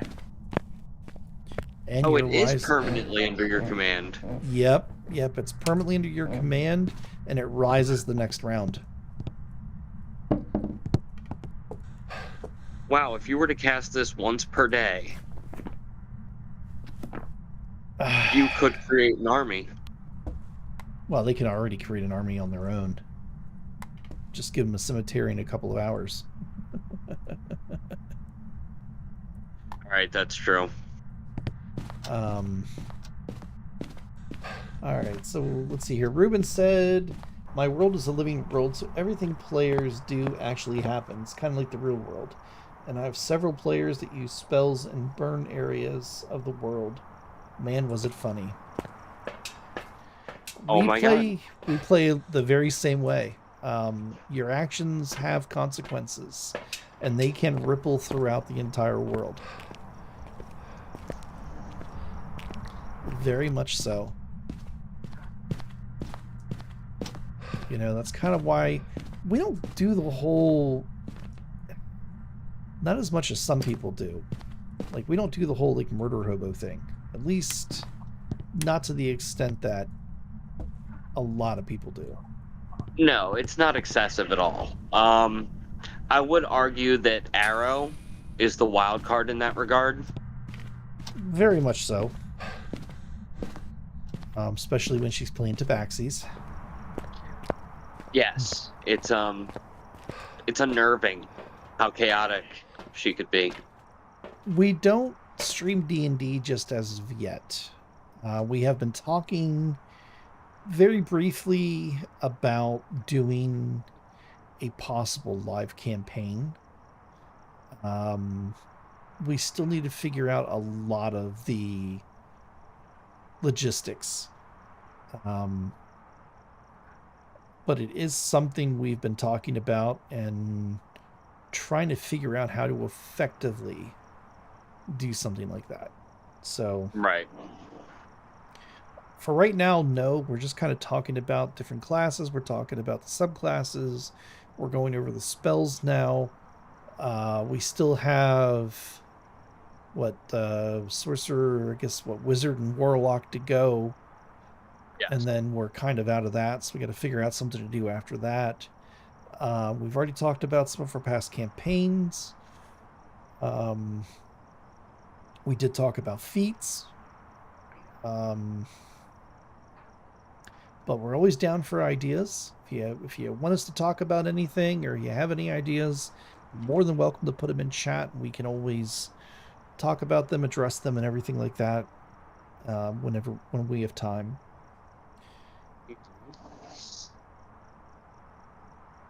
Okay. Yeah, we'd love to get some feedback. I mean, we played live every Friday night. Was thinking about just taking one of my computers and maybe not necessarily streaming it live, but recording with a webcam. And that way I can edit out, a lot of the just kind of side chit chat and stuff that happens. Because the other thing that, and the wonderful thing about D&D is not only is it just a really fun game to play with friends, but it offers a chance to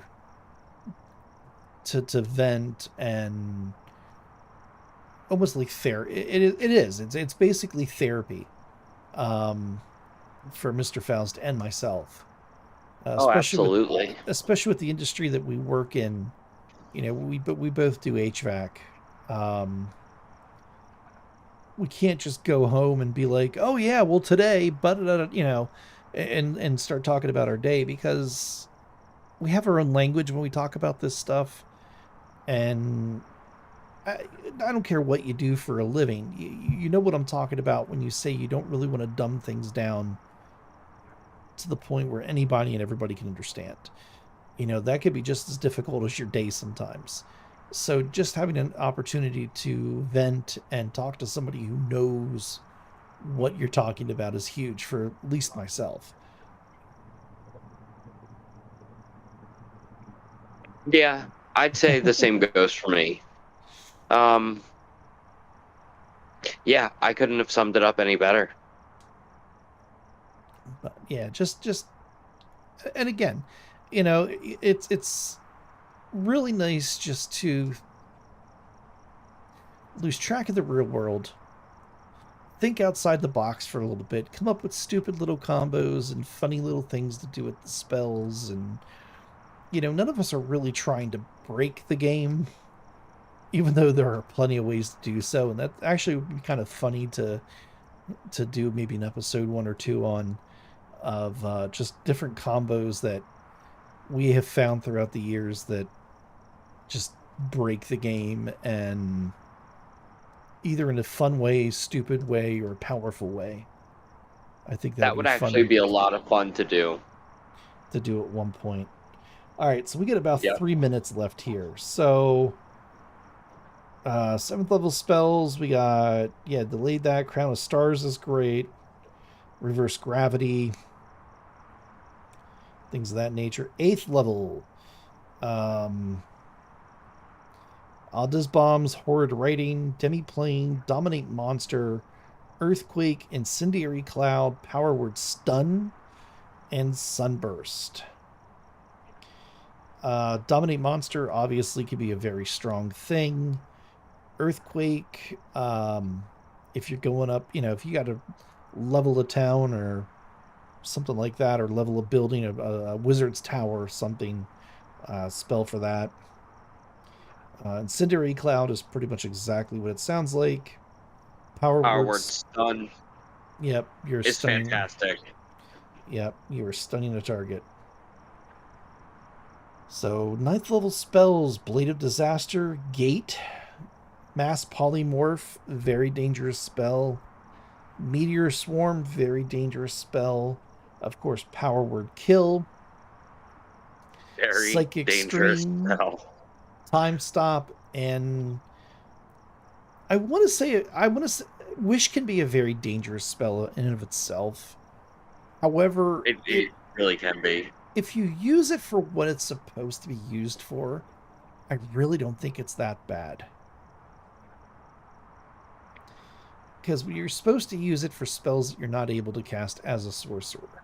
So if you want to cast a warlock spell or a wizard spell, or for whatever reason you want to use a paladin smite, well, you can use a wish spell. Yep.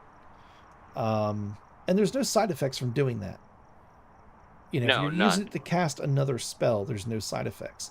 Now, if you're using it to break the world, if you're using it to change things, then you're having the opportunity to never be able to cast Wish again. There's all kinds of stuff that kind of go into that. Power word spells don't exist in my world. Instead, I made power words to embed into languages, and people have to study and actually learn the words to use in power words. Fascinating. I kind of like that. Okay. Yeah, I like that too. Meteor Swarm. I mean, it just, all of these are very, well, they're 9th level spells. They're supposed to be powerful. Making that Meteor Swarm bomb was fantastic when we played Spelljammer. But alrighty, it is 8:27. So It is. anything on any of the spell lists that we haven't talked about that you want to just kind of quickly go over here in the next minute or so? Let's see here. I think we did a pretty good job of just kind of going over some of our favorite spells. And again, a lot of these are shared with other classes, so it's not like, you know, if we didn't talk about a spell that you like and you know it's with another class, go back, look at that video. Chances are we talked about it there. I know we talked about a lot of spells when we talked about the Druid. But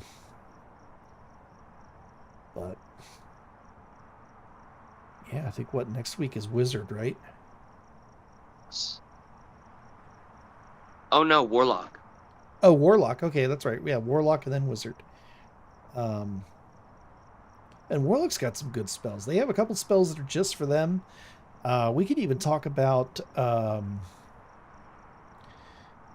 only their spells, but we can talk about the different. I'm sorry?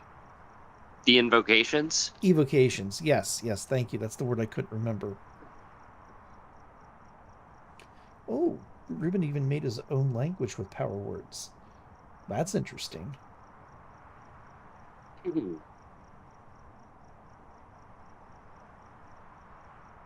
Alrighty, folks. Well, hey, that we have run out of time. So that was D&D 5e, talking D&D with Mr. Faust.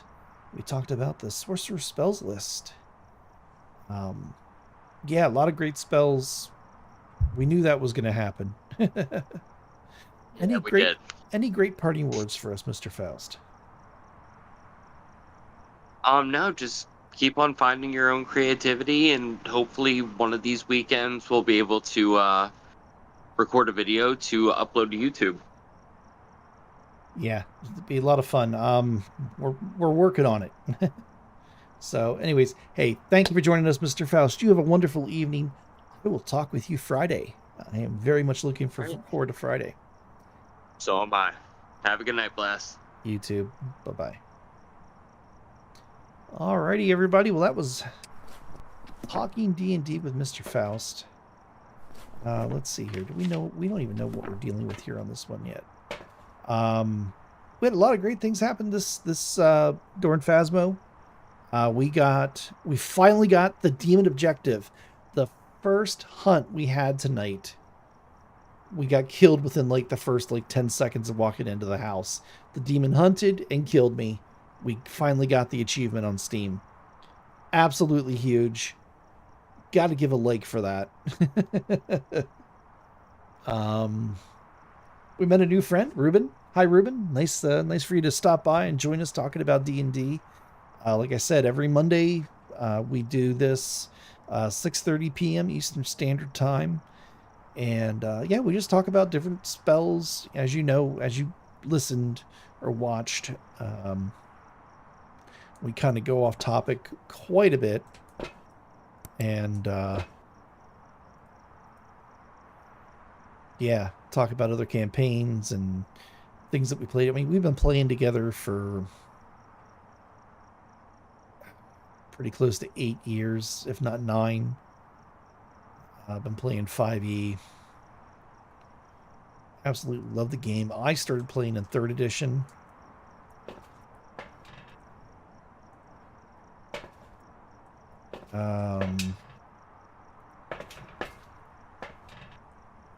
So,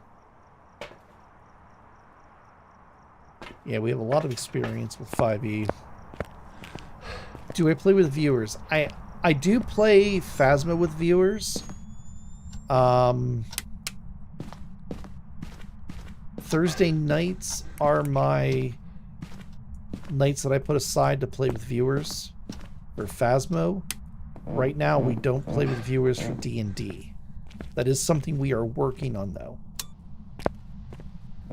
How to really just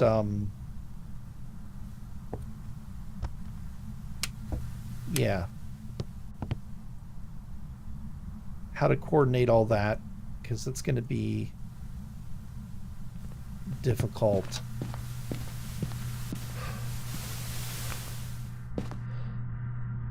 Why are we cold over here and over there? I guess the ghosts? I don't know. That's weird.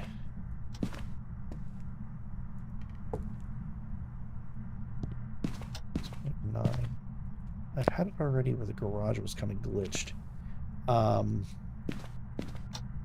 But yeah, I play every Thursday night. I play with viewers. I also live stream Saturday at noon.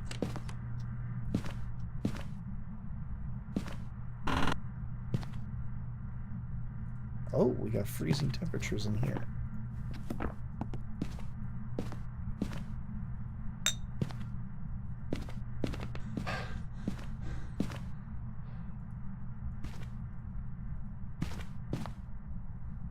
But yeah, we're working out a way to get players involved, or viewers involved for D&D. But yeah, Saturdays I play with viewers as well. You are more than welcome to come and join and have fun. I'm just going to finish up this hunt for right now, and I'll probably be ending the stream after that. I have to meet up with Cobra and play some whatchamacallit, Rainbow Six Siege, get some of that footage recorded.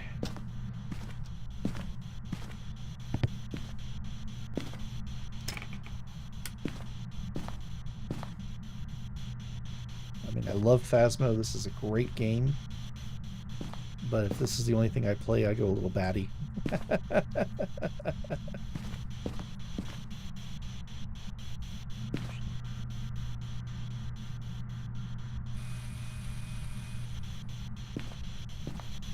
Yeah, I'd go a little batty if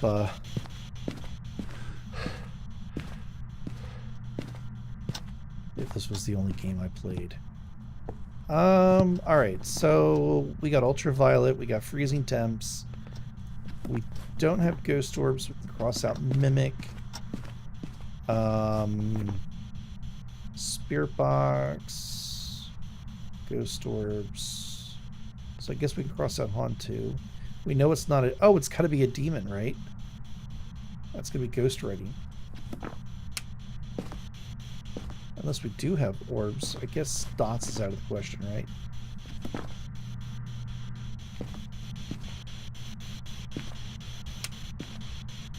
Are you here? Are you friendly? How old are you? Where are you? Are you here? Are you friendly? Where's my camera? There it is.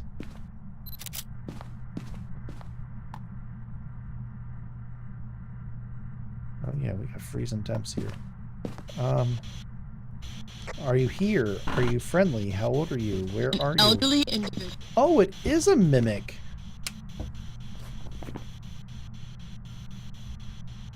Huh.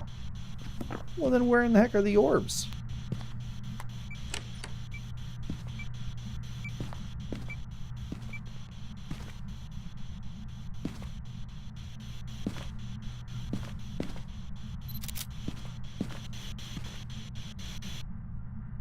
What the heck?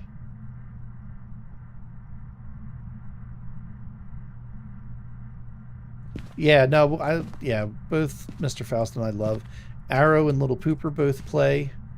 They're my kids.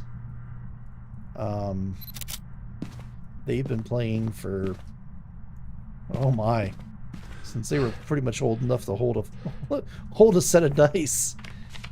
Are you kidding me? That didn't count? How did that not count?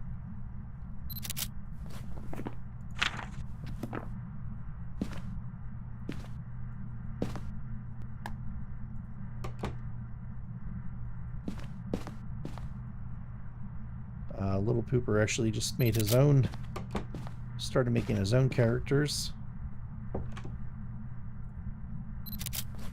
Do we need... Okay, we do not need a photo of the ghost, so we can fill up on these, even though it doesn't matter anymore. Overview, repel while chasing below 25. Okay. Oh, we got robbed. We got so robbed. Alright, let's grab a couple smudges, and then we can play with the Ouija board a little bit.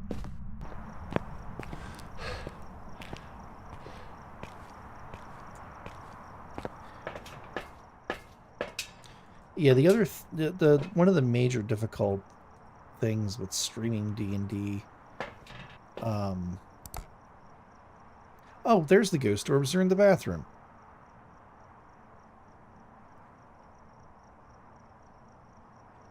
Wait a second. Look at that. That's the 6-finger handprint.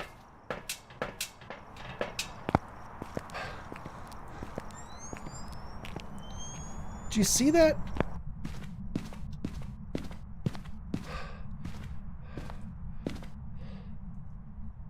Or is it? No, that's still 5-finger. 1, 2. That looked like 6 fingers.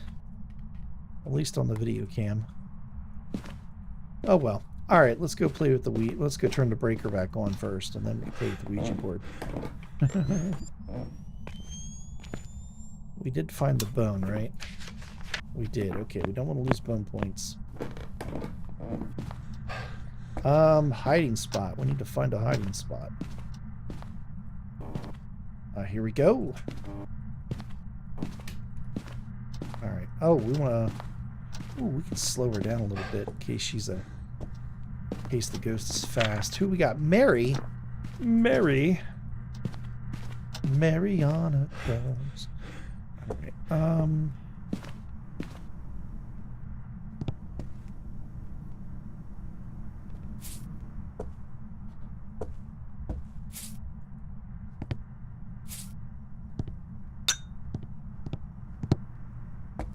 Okay. Let's see here. How many pickles can you fit up your butt? 6! That's a lot of pickles. How long ago did you die?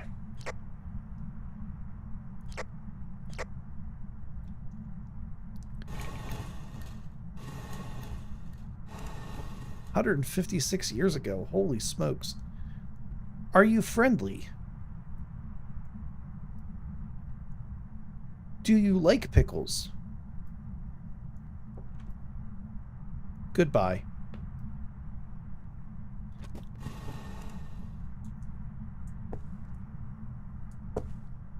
Okay. Do you like sticking pickles up your butt?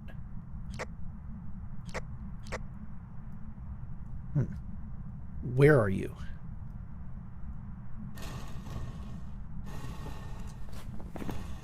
Okay. Goodbye. Alright, so we're below 25.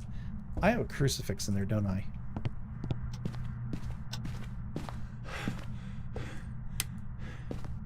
No, I don't. Okay. I have a habit of laying crucifixes down to protect my booty. Why is this not hunting?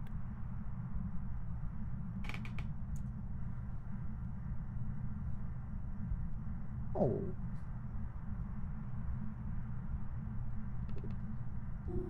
Oh, here we go. Oh, it's a Dio! It's a Dio mimic! Oh my, that's fun. Do I need to smudge? Yeah. How often do we get that? Oh, wow. A mimic acting like a Dio. That's crazy.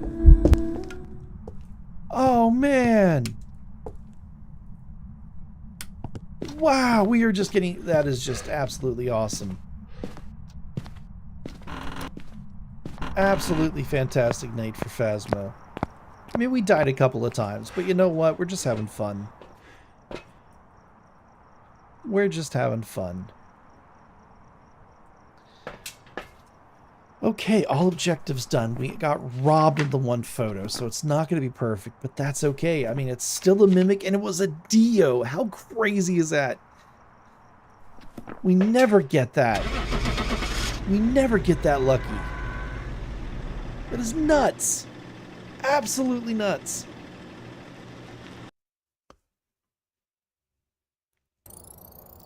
Welcome back. I've got some jobs ready for you. Craziness. Absolutely craziness. Well, that is a great way to end a stream. Alright, let that count up here.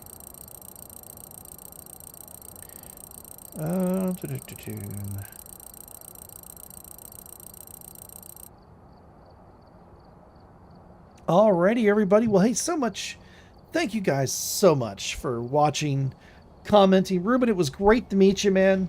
Thank you for the sub. Really do appreciate it. We are trying to grow this channel, and the best way to do that is for you guys to hit that subscribe button if you haven't done so already. But if you already have, then thank you. I really do appreciate each and every one of you. But I need you to do 3 little things for me. I need you to tell your neighbors, tell your friends, and shout it from the rooftops. Like, comment, and subscribe to Blast338. Have a great time, and we'll see you on Thursday. Peace.